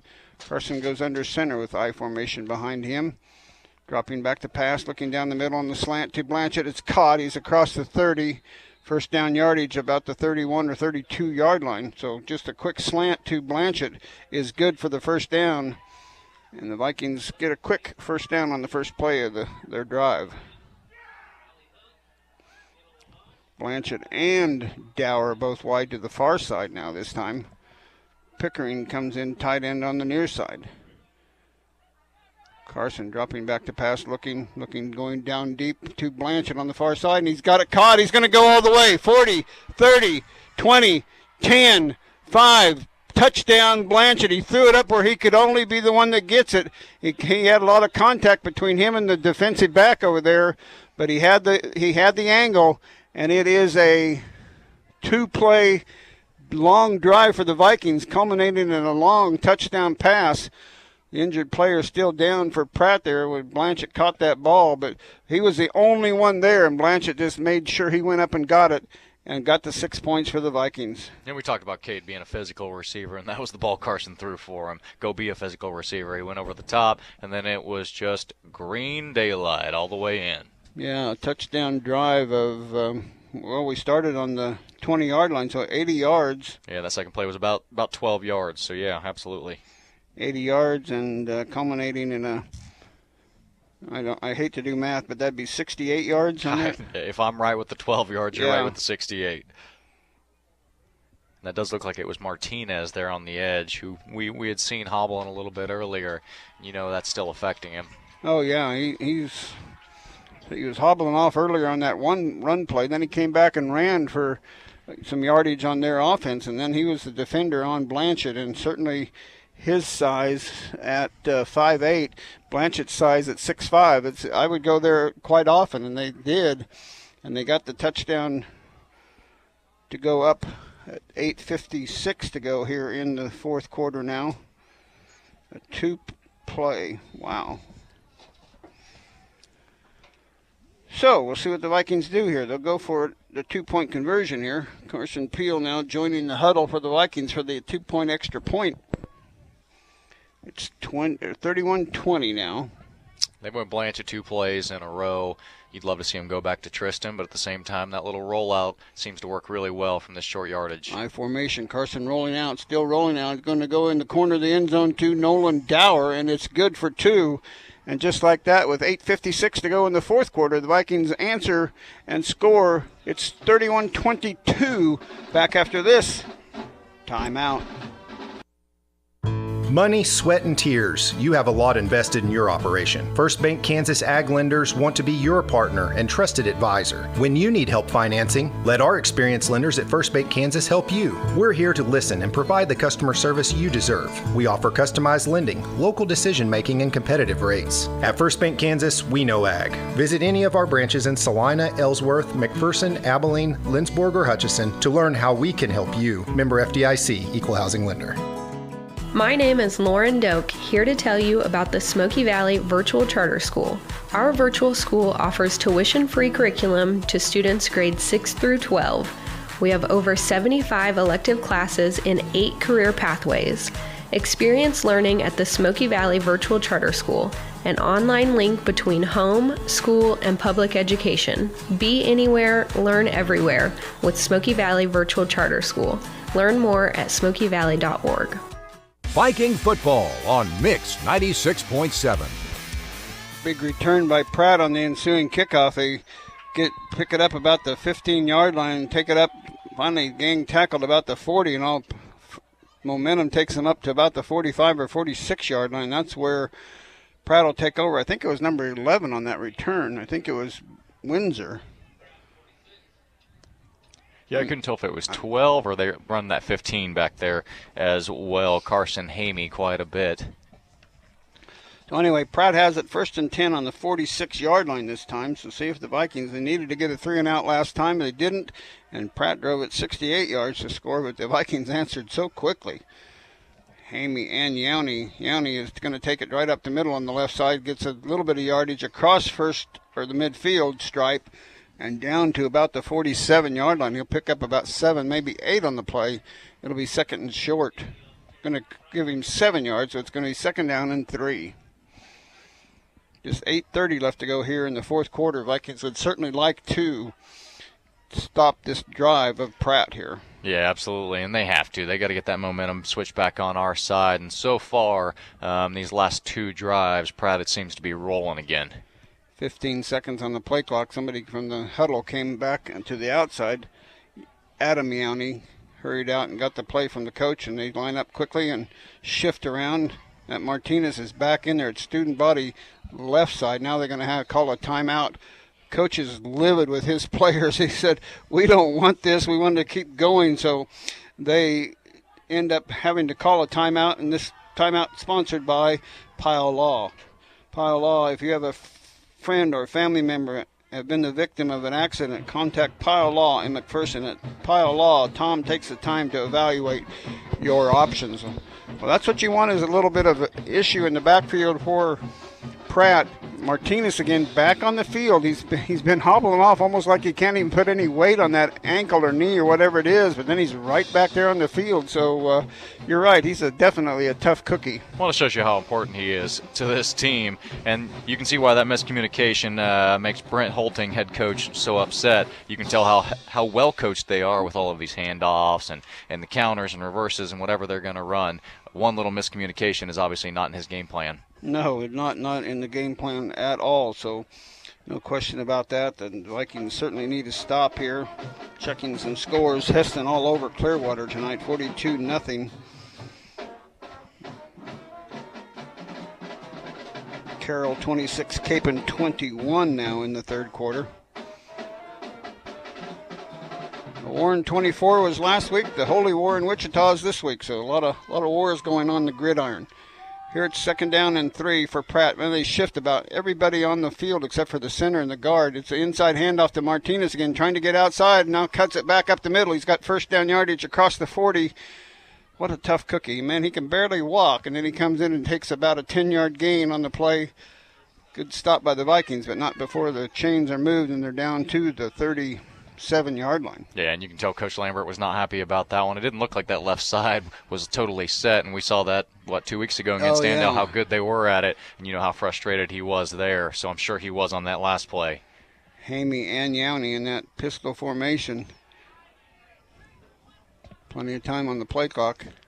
They're taking as much time as they can on each play. Now Yowney's going to tuck it and run that left side. He's going to try to get through the first wave of Viking tacklers, and does. He gets near first down yardage across the 30. And we'll see where they spot it, but it looks like it's going to be a little bit short of the first down yardage as the players on pile over there. Stambaugh and Pickering in on the tackle along with Justice Holt. So a pickup of about 8 on the play. It's going to be 2nd down and 2. And boy, the Vikings certainly need a stop here. 7:07 left to go in the fourth quarter. The Vikings need something to happen. It looks like Gavin Stambaugh in the game for Caleb Gustus there at outside linebacker. Wide receiver near side, flanker near side, student body. Now it's going to be a pass. Yowney's going to throw it down to Martinez. He's got it caught at the 20, 15, 10, 5, touchdown. What a play. Yowney found him out there in the flat. He kind of cut back and came back to the ball, and it's all she wrote. The Vikings give up another score. Pratt just continues to dominate.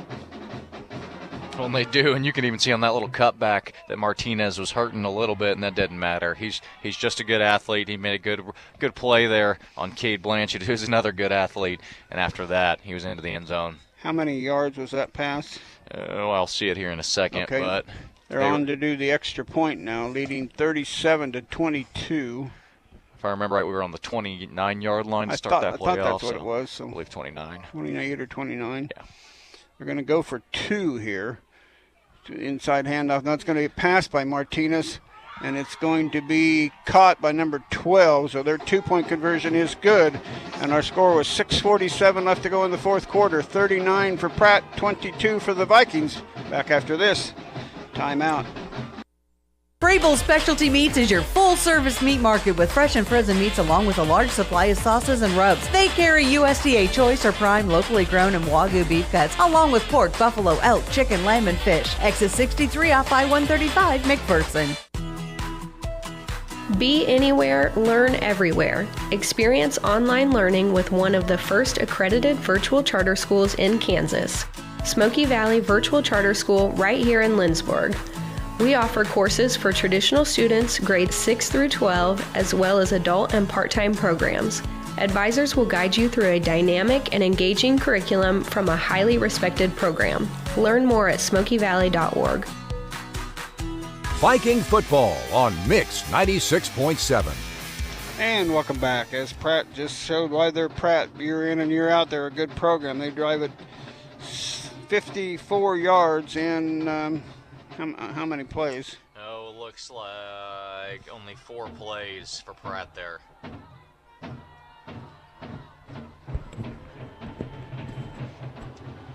Ensuing kickoff is high. End over end. Dower is looking to take it. He's going to go into the end zone again. So the Vikings will take it over 1st and 10.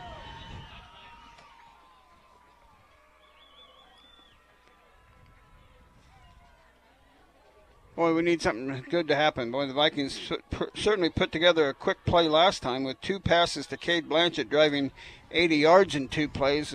They got another one like that up their sleeve. We'll see. Oh, and you'd like to think they're going to go right back to that play set. I would imagine they want to get the ball to Cade as much as we can here on the edge. The thing is, you're not going to march down in 6 minutes and 47 seconds, score a couple times trying to run the ball up the middle. Down now by 17 points, so they're down by 3 scores. So wide receiver is near side is Blanchett, able to the far side. There's going to be a handoff. Or Carson's going to keep it himself, but he gets wrapped up right at the line of scrimmage. He'll maybe gain a yard. We'll see where they spot it, but it's going to be 2nd down and long for the Vikings. As nobody bought the wholesale soul out for the pass play. No, they did not at all. And 73 there off the edge. We said his name a few times. Brock Bourgeois just coming off the edge and making a play. So 2nd down and we'll call it 9 for the Vikings. Dower now the near side receiver. Blanchett the far side receiver. He's got that matchup with Martinez again, one-on-one out there in space. Carson looking a little slant pass caught by Blanchett across the 30 up to the 35-yard line. So pickup of about 15 on the play. Blanchett and Peel have got something going on those slant patterns, and there's just no way to stop. When you're 6'5", you can't expect a 5'8" guy to step in front of him and take that ball away. No, you can't, and that just goes to the toughness of Cade, too, running these slants across the middle of the field. You know you're going to get hit if you run him there. You do, but he's tough. He's put on some weight, especially this past summer. I formation. There's another pass, too, this time to Vincent Pickering underneath, and he gets near 1st down yardage. It looks like it's going to be about a yard short, so then pickup of 9. He's run out of bounds by, I think, Jair Johnson and Martinez on the play. So 2nd down and 1 for the Vikings now on back-to-back pass plays. 5:47 left to go here in the 4th quarter. Vikings trailing 39-22.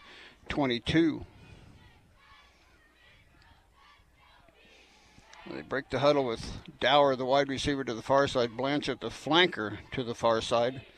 I formation behind Carson with safety coming up quickly for Pratt. Going to go down to Blanchett. It's going to be complete near the 41-yard line. So it's going to be about a 15 or 16-yard play to Blanchett again. He just threw it up there. Defender was number 2 that time on him, Jarrell Thompson. He's another 5'8" senior, but they just can't compete with Blanchett on those plays. Well, it's another one. It's not a perfectly thrown ball by any means, but he knows who he's got on the outside, and he knows who's guarding him. And that's just a great job by 2 seniors working together. So 1st and 10 Vikings at the 41 of Pratt here. Blanchett comes out wide as a flanker to the near side. I formation behind Carson. Going to tuck it and run now on the left side. He's got some blockers ahead of him. Runs out of 1 tackle across the 35 and then tackled hard out of bounds about the 34-yard line. And Carson wanted a flag on that play. He got tackled pretty hard after he got out of bounds. But no flag came out on the play. And it's a pickup of about 7, 2nd down and 3. Yeah, he got taken down by the head just a little bit there, but that is what it is. Carson's a tough kid, and he went and got those 7 yards. So 2nd down and 3 for the Vikings here, driving late. 5.5 minutes left to go here in the 4th quarter. Blanchett is the flanker, far side. Dower, the wide receiver, far side. Carson's going to toss it to Autry to try to get outside. The Meerkat looks like he's got an angle on the 1st down, but boy, somebody coming up from the safety position, Jair Johnson, coming up to run him out of bounds. What looked like could be 1st down yardage is going to be go for about a yard gain on the play. It's going to be 3rd and 2 from the 33-yard line. Yeah, and we both know what Justice was trying to do there. He's trying to hit that edge, get a little yardage, hopefully get out of bounds, stop the clock. But you would have loved to see him just cut that ball up just a little bit and get us a 1st down. Or look for the cutback, but it just wasn't there because somebody else was filling in besides that. Yeah, absolutely. Abel, wide receiver to the near side. Blanchett.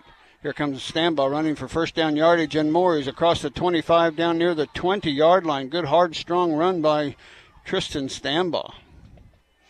And finally taken down there by number 15, Carson Hamey. But a great job up the middle. And that's what you get when you open it up with those pass plays on the outside and getting justice on the edge. Yeah, pretty power right up the middle. They're starting to loosen up a little bit. They're playing, looks like they're playing, well, now they got 4 down linemen, but they got a big gap in the middle. So Tristan found that hole. Carson rolling near side, still looking, still rolling, gets a good block, and going down to Pickering, in and out of the hands of Vincent Pickering. The defender was right there, Jared Thompson, to keep him from bringing that one in, but it looked like it would have been a heck of a catch, but it was almost in the spot where he could catch it and nobody else. Yeah, absolutely. It was a good ball by Carson, just a little bit better play by number 13, J.R. Johnson. And you're right, they're running a little bit of a 4-4, but that second 4 is running a little bit of a shell defense, right, covering those edges just a little bit more. It's going to open up the middle, but they know we're not going to be able to run up the middle all night long. But I wouldn't mind seeing it right back here on this next play. Yeah, 4.5 minutes left to go here in the fourth quarter. Vikings down 39-22, looking to find some offense. Carson in shotgun formation, looking down the field, going across the middle. Oh, he misread Blanchett's cut there. I don't know what happened. Autry and one of the down marker guys end up in a pile over there about the 10-yard line. I don't know what happened with that route, but that one got a little bit complicated over there on the side. But Blanchett was the intended receiver, and I don't know if he got cut off on his pattern or what happened on the misread, but it's going to be 3rd down and 10 for the Vikings as that pass falls incomplete. Yeah, it looked like he was expecting Blanchett to run a little more of a skinny seam there, and Blanchett kind of cut it across the linebackers. Not a bad route either, but a little bit of miscommunication. 3 receivers to the near side for the Vikings, the wide side of the field. Carson in that shotgun formation, rolling back, still rolling, going to go across the middle. Oh, Jared Johnson pulls it out of the hands of Blanchett. He had a little bit behind him that time, and he tried to pull it in, and he was unable to, and it falls incomplete. 4th down and 10 for the Vikings at the 20-yard line. That's about 3 plays in the last 5 that we've said J.R. Johnson's name. 2 breakups, and then coming around the edge hard on that Justice Autry edge run. Just an athlete on the edge, it looks like. No question about that. And now the Vikings are going to use a timeout. Timeout on the field. We'll take it as well. 4:22 left to go in the fourth quarter. Back after this. Timeout. Advanced Physical Therapy of McPherson offers the most comprehensive physical therapy in the area. Our therapists at Advanced Physical Therapy are trained in multiple specialties, such as dry needling, orthopedics, and neurological rehab. If getting in to see your physician is difficult, Advanced Physical Therapy may be able to see you without a referral. We pride ourselves in one-on-one, goal-oriented therapy to help reduce your pain and get you back doing the things you love. Call Advanced Physical Therapy or visit our website at aptclinics.com and see how we can help you live at your physical best. Viking football on Mix 96.7. And welcome back to Pratt, Kansas. We've got one final in the book. Andale 40 what? 49-0 over Collegiate. 49-0 over Wichita Collegiate. Wichita Collegiate doesn't lose many games, and that's the lowest point total that Andale has. That's more than half of what they had last week. Yeah, absolutely. 108-0. Oh, my gosh. I think the rankings earlier we were looking at is Collegiate. It was at number 2, Andale at number 1. Just shows that gap. Yeah, no question about that. Here the Vikings come out on 4th and 10 now. Blanchett comes wide to the near side. Dower and Autry go wide to the far side. Carson's in shotgun formation. Stambaugh trying to help. He's in pressure coming in. He got a delay to Vincent Pickering. He's got the 10. He's got the 5. Touchdown, Vincent Pickering on the delay from the tight end coming across the middle. And he found he just had to avoid one tackler. That one tackler had a chance to keep him from getting the first down. But after a stiff arm, he got by it and took it in from the 20. Great job by Vince there. He knew he was not getting tackled before those markers, right? And then after that, it was just open field. Pickering on the pass play. 20 yards. Coming at the 4:14 mark of the fourth quarter. Vikings back on the field going for 2 here. They go back to wishbone formation on this play.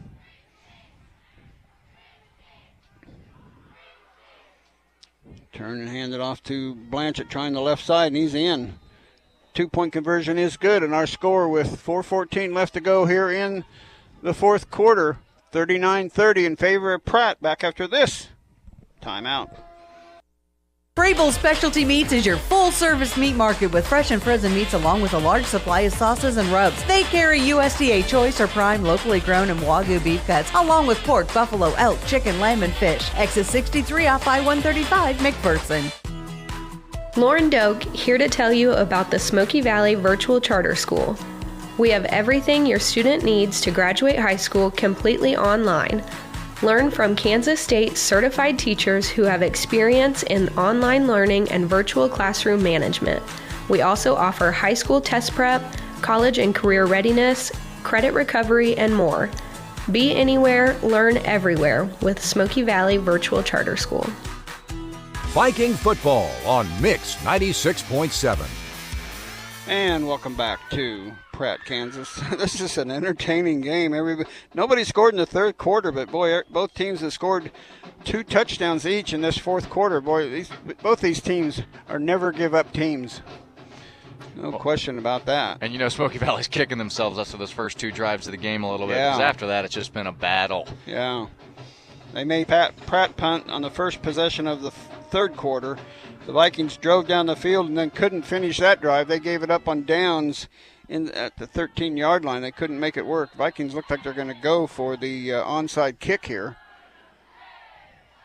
Approach to the ball. Bouncing around. It bounces up. The Vikings have a chance, and they get it. Abel comes up with the ball at the 40-yard line. It bounced around and bounced perfect, and it bounced over the Pratt greenback, and Ethan Abel comes up with the ball. Vikings have it 1st and 10 at the 39-yard line. It's just a killer kick by the freshman Ty Heitschmidt. Takes that one extra bounce over the end line there. Nolan Dower thought he had it and missed it by probably 6 inches, and there comes Ethan Abel across the edge. Well, the Vikings execute, and that's just, my son Brian was a kicker, and you just never know when that bounce is going to come with that high bounce, and that came just right all over the Pratt greenbacks. Vikings come out 1st and 10 now in Pratt territory. Going to go down to Cade Blanchett, and it's going to be intercepted. No, it comes incomplete. Wow, at the 20-yard line. He was going for Cade on that streak down the middle, but he just didn't get enough air under it. Trying to come down with it. Was that Hamey trying to come down with it? Yeah, well, no, that was 13 Jared Johnson. Jared Johnson. I believe, who keeps making plays, and I think he just went for another one of those throw-up balls, and Cade was looking for it all. Yeah, they're going for the home run on that one. 2nd down and 10 now from the 44-yard line. Go back to wishbone formation here on this 2nd down and 10. Carson's going to turn and fake the handoff, going to look downfield. He's going to be sacked in the backfield. He's trying to throw the ball away, and it's going to be intercepted by Yowney. Yowney comes up with the interception, running it back across midfield, and he's going to get it about the 44-yard line of Viking territory. So Carson throws it up, a little bit of a prayer there.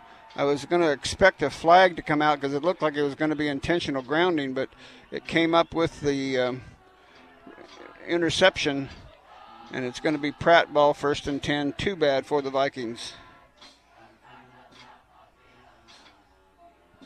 Yeah, it is too bad. And Carson's had a really nice game to this point. Now, you don't want that to be the defining moment at all. Just going a little bit big there, and Yanni making a great play. Under pressure, he just had to throw it up and did the best he could. 3:48 left to go here in the fourth quarter. Yowney and Hamey in that pistol formation that they've been in all night long. Hamey's going to take it himself, try this right-hand side and try to get out of, stay in bounds, and he's going to be tackled by Abel and Dower and Stambaugh on the play, but a pickup of about 7 on the play, 2nd down and 3. And we've got a flag on the play. Typically in the holding area. Yeah, but it is holding on Pratt. Ball is going to be step it off from the 40-yard line, so it's going to be 2nd down and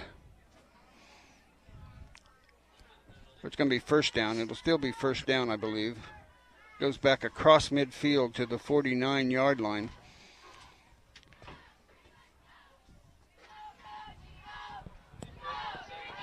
I believe it's still going to be 1st down at the 49. Should be. Yeah, it is. So 1st and about 17 or 18. They have 17 on the board there. Yeah, it looks about like 17 here. 3:20 and counting, so we would expect Pratt to take a lot of time on each one of these snaps before they snap the ball. Student body left. Going to be an inside handoff to Martinez again, trying to go up the gut of the Vikings, and he gets down to the 40-yard line. He'll get penalty yardage and more back. About 40 is where it's going to be. It's going to be 2nd down and 6. Good strong run by the oft-injured Martinez, but boy, when he gets the ball in his hand, he certainly runs hard. So 2nd down and 6 for Pratt. 2:40 now to go here in the 4th quarter. Hamey and Yowney in that pistol formation, waiting for the clock to count down. They're still waiting, and they'll snap it to Yowney, and he'll take it to that left side. Now cut it back up the middle. He's got a little bit of yardage across the 40 down to about the 37. It's going to be 3rd and about 3. Yeah, and a nice job by Vincent Pickering, kind of sliding down that line, slow playing a little bit, just keeping us in play here. So 3rd down and 3 for Pratt here. Now 2:14 and counting here in the 4th quarter. Vikings trail 39-30. What a great game this has been. Like you say, the Vikings would certainly like to have those first 2 drives over. They just couldn't quite get a feel for the game yet. And then after that, it's been Katie bar the door. They've actually outscored Pratt after that. Yeah, they have. Just a few setbacks are big. Yowney's going to take it on that left side. He's got 1st down yardage and more. He's going to go score. So Yowney gets away from the Viking tacklers and takes it in from the 43-yard line for a touchdown. Touchdown Pratt on the drive. Well, and that's what they've done all night long. It's just a lot of patience by Yaney and Hamey in the backfield. And that's once again, he just waited for that hole to open up, let his blockers work, and then he's a quick guy, so he's in the end zone.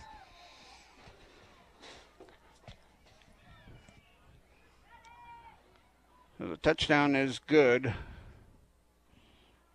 They're going to try for the 2-point conversion here. Shifting everybody back and forth. Man, it just looks like chaos there before they end up getting set for the 2-point conversion.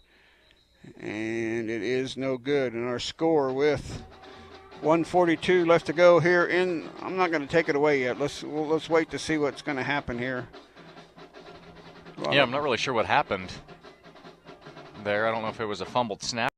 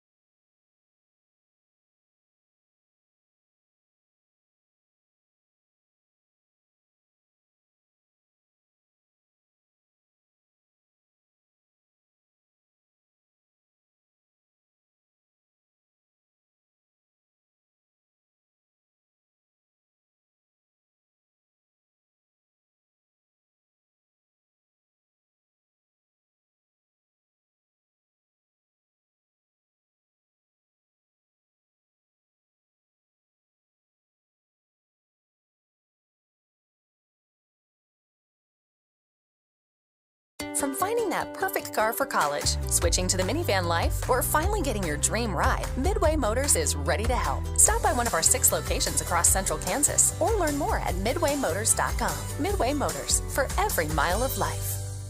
Next Tech Wireless, get an Apple Watch on us with a month of free cellular service when you buy a new iPhone. Valley Virtual Charter School. Learn more at smokyvalley.org. Viking football on Mix 96.7. And back at Pratt, 2-point conversion by Pratt was good, and they opened that lead back up again. High end over end kick is going to be taken by Nolan about the 5-yard line. He's going to try that right side, not going to have a fake. He's trying to get up the sideline, and he's going to be tackled. Here comes a late flag in. When you think it has to be on that tackle, I would imagine. You'd think it'd have to be a face mask or something. It's so far at the end of the play. It's not a block in the back over there, so we'll see where that one comes from. Minute 34 is all that's left in this one. Wow, the Vikings went down by 9 with just over 4 minutes left. They get the onside kick, but then they end up with a interception. Carson was under pressure and kind of threw it up for grabs a little bit, but boy, what a game he's played. Yeah, it's going to step off 15 yards, so it's going to come up to the 34-yard line. That's where the Vikings will have it, 1st and 10. But now it's just a minute 34 left to go, trailing by 17, 47-30. The handoff to Stambaugh, blasting his way up the middle across the 40 and up to about the 41-yard line. He'll pick up about 6 on the play, or 7. 2nd down and 3. Well, unfortunately, that interception makes this look like a lot different game than it has been, especially in this second half. Oh, but it is what it is. Pratt's taking advantage of those key mistakes, and they've been marching down the field like it's nothing. Dower and Blanchett wide each way for Carson, who goes under center. Dropping back, looking to pass out in the flat, now going deep to Blanchett down the way, and it's going to be intercepted.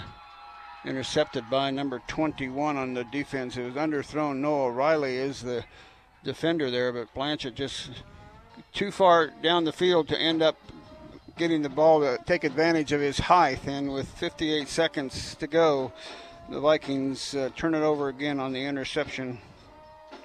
Yeah, and you want that ball outside with a guy like Cade Blanchett, 6'4", 6'5". You want to give him the edge and give him a chance. That ball was unfortunately underthrown and gave number 21, Noah O'Reilly, the 5'9" junior, a much better chance at taking that ball. Well, yeah, he was inside. Blanchett couldn't slow his progress down, and see what Pratt does here with under a minute left to go now. They're going to take it off and run it. The younger Yamie trying to get in the field. Need to show a little class here and take a knee, but they're going to run it for a touchdown. No, he stepped out of bounds about the 38. Stepped out of bounds about the 38-yard line. The class programs around the state, when you're up 3 scores, take a knee. Yeah, it doesn't make a whole lot of sense there. I don't know if they're expecting Smoky to call a couple timeouts. But I know they want to get the younger. Tim knows what this game is, though, too. He's a senior. That Hamey, no, that's Carson. Yep. The other one's a. Yeah, that was Carson Hamey on that carry. Oh, it was Carson. Okay. Yeah, and I don't know what we're thinking there, but I think we know that Tim's not going to call a couple timeouts trying to get that ball back. He knows what's been done here, and a lot of respect for Pratt. So 2nd down, or 1st and 10, ball at the 30 or at the 40-yard line. Now it looks like they are going to go in a little more of that pistol for victory formation. Ball is snapped, and then Hamey does take a knee on this play, so a little better class act there, running that ball on that first play. Yeah, absolutely. Maybe a little bit of miscommunication, too. Yeah, you never know with those high school guys. They've been a really clean game and really respectable game to this point. It's been a well-played game. There was a personal foul on that last kickoff, but you never know what exactly that was over there on the far side, but it's been pretty well played by both teams, and Pratt's a good team, no question about that. They got a lot of good athletes here. Absolutely, and that just shows how tough this district is. Yeah, no question about that. So Hamey takes another down, and that will be the final play of the game. The Vikings fall to Pratt by the score of 47-30. We'll be back to wrap up this game for you after this timeout. Coverage of Viking football continues next with the Viking Locker Room Show. On the way, we'll recap tonight's game, and we'll hear the post-game thoughts of head coach Tim Lambert. The Smoky Valley Vikings play on Mix 96.7. We're a hometown office with big city technology. Hi, I'm Dr. Brian Keniston with Hillsborough Dental Care. At Hillsborough Dental Care, our friendly, experienced staff and relaxing atmosphere will make your visit a pleasant one. New patients are always welcome. Y hablamos español. Online at hillsboroughdentalcareks.com. Hillsborough Dental Care, providing healthy smiles with a gentle touch.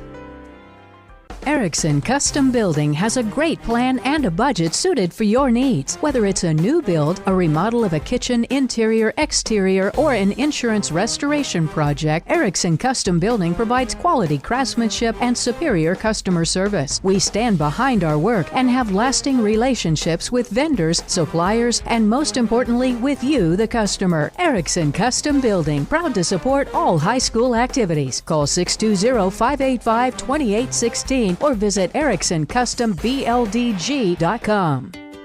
Hi, this is Serena from Midway Motors. To help fight breast cancer, Midway will be donating $50 for every vehicle sold during the month of October in hopes of raising $15,000. Visit midwaymotors.com to learn more. Viking football on Mix 96.7.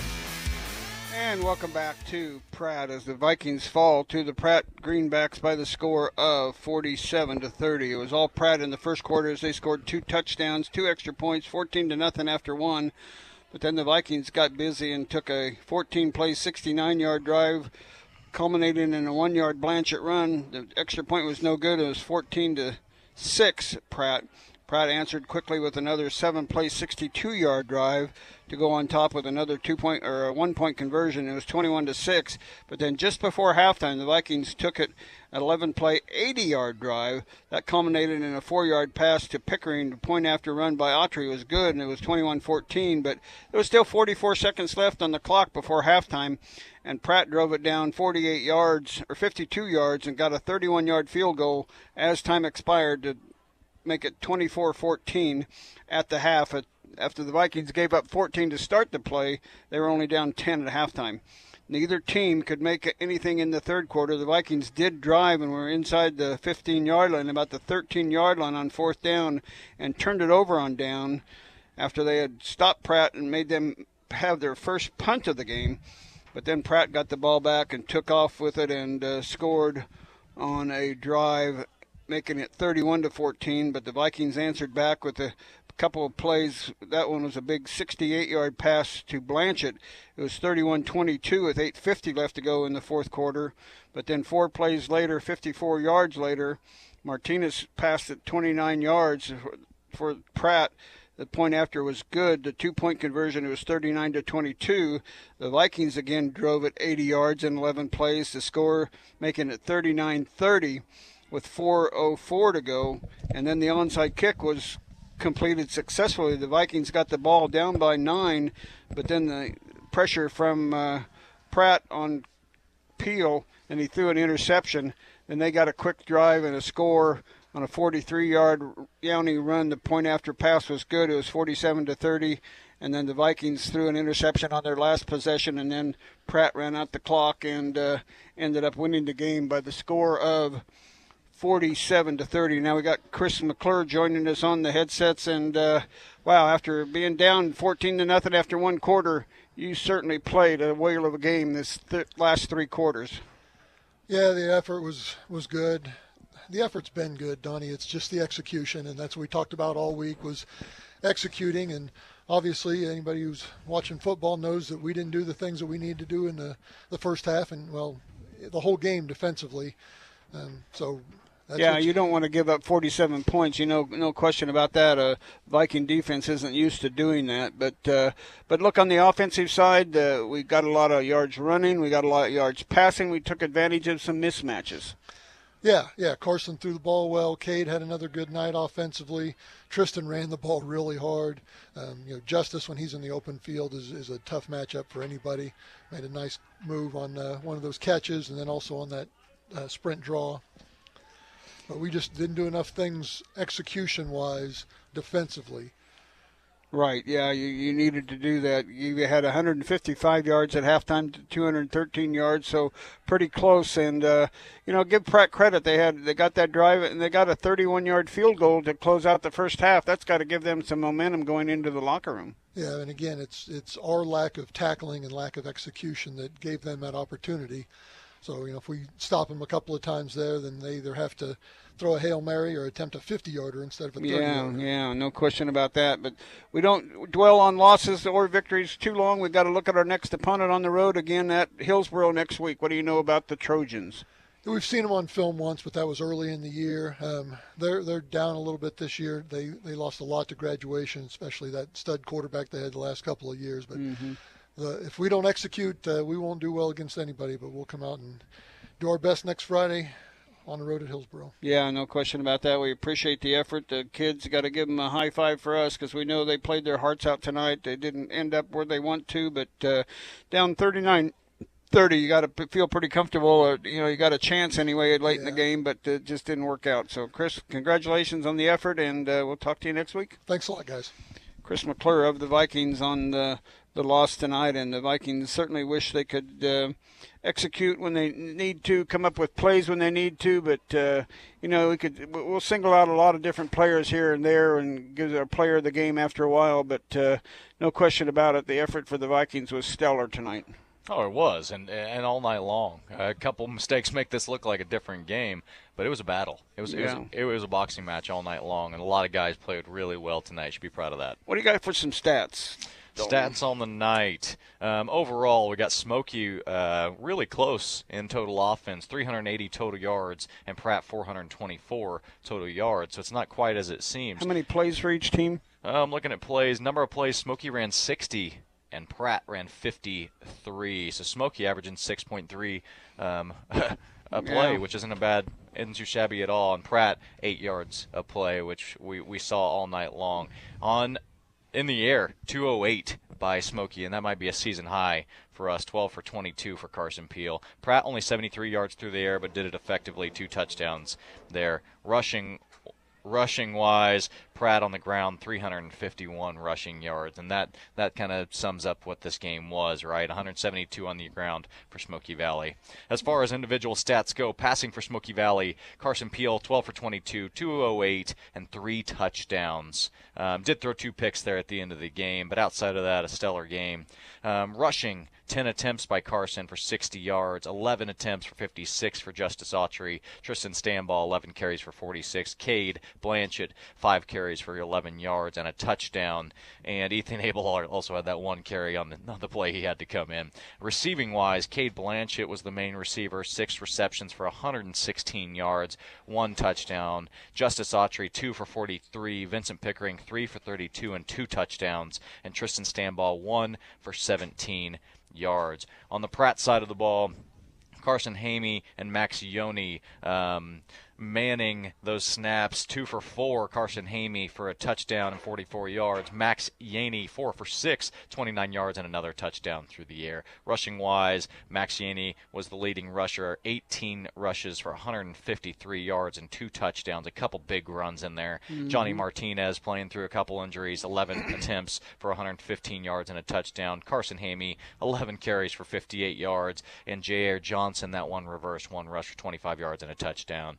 Receiving-wise, Johnny Martinez also leads the way there. 3 catches, 56 yards, 2 touchdowns, and a few guys with 1. On the defensive side of the ball, for Smoky Valley, Carson Peel leads the way again, and it seems to be this way. Our safeties and our corners are doing a great job coming upfield. Carson Peel, 8 total tackles, 6 solo, 4 assists. Nolan Dower, 6.5, 5 solo, 3 assists. Cade Blanchett, 4 and 4 for 6 total tackles. Max Beaker with another 4 tackles. Tristan Samball with 3.5. Justin Holt with 3. Austin with 3. And a few other guys with 2 and 1. On the defensive side of the ball for Pratt, J.R. Johnson leads the way, 7 solo tackles. Easton Rector, 5.5. Grayson Mandel, 5.5 as well. Carell Thompson with 4. Carson Hamey with 3.5.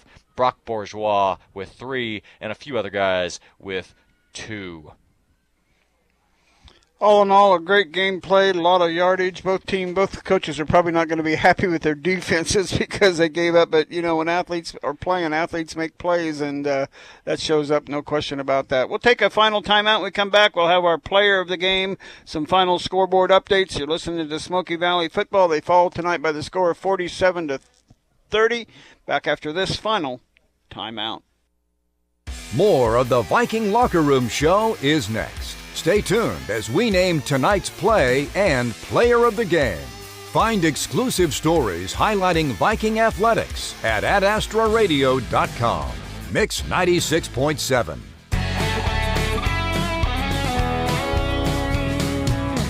We're here to keep you rolling. Rod's Tire and Service. Rod here from Rod's Tire and Service in Hillsboro. Tired of hearing we don't have that in stock?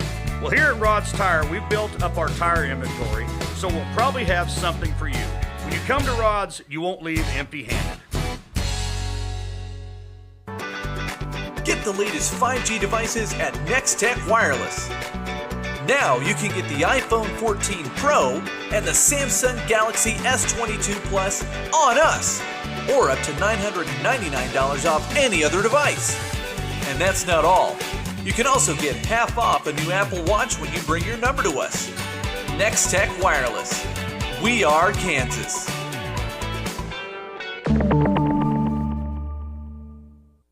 When it comes to your personal banking, it should be, well, personal. That's how we do business at the Farmers State Bank. Farmers State Bank combines personal service with the modern convenience of advanced technology. Visit any one of our locations in Galva, Lindsborg, or McPherson and see how we take service. Very personal. Allen Samuels & Hutch is proud to support our community and local businesses, and we promise to continue to do so. Follow us on Facebook and join in our weekly giveaways. Check out our website at allensamuelshutch.com for our new inventory arriving daily. And remember, Ladies' Day is every Tuesday for discounted oil changes, tire rotation, and a free car wash. Allen Samuels on the giant corner of 30th and Lorraine and Hutch. We always have a warm cup of coffee waiting, and that's why Mr. Samuels always says, Come by, let's be friends. Viking football on Mix 96.7. And welcome back to Pratt, Kansas. Don Binks along with Dalton Eastep as the Vikings fall to the Pratt Greenbacks by the score of 47-30. They fall to 2-4 on the year, and a great valiant effort and super job. Time now for our player of the game. Tonight's player of the game is sponsored by People's Bank and Trust. Safe, sound, reliable banking that puts you first. Put their experience to work for you and your family.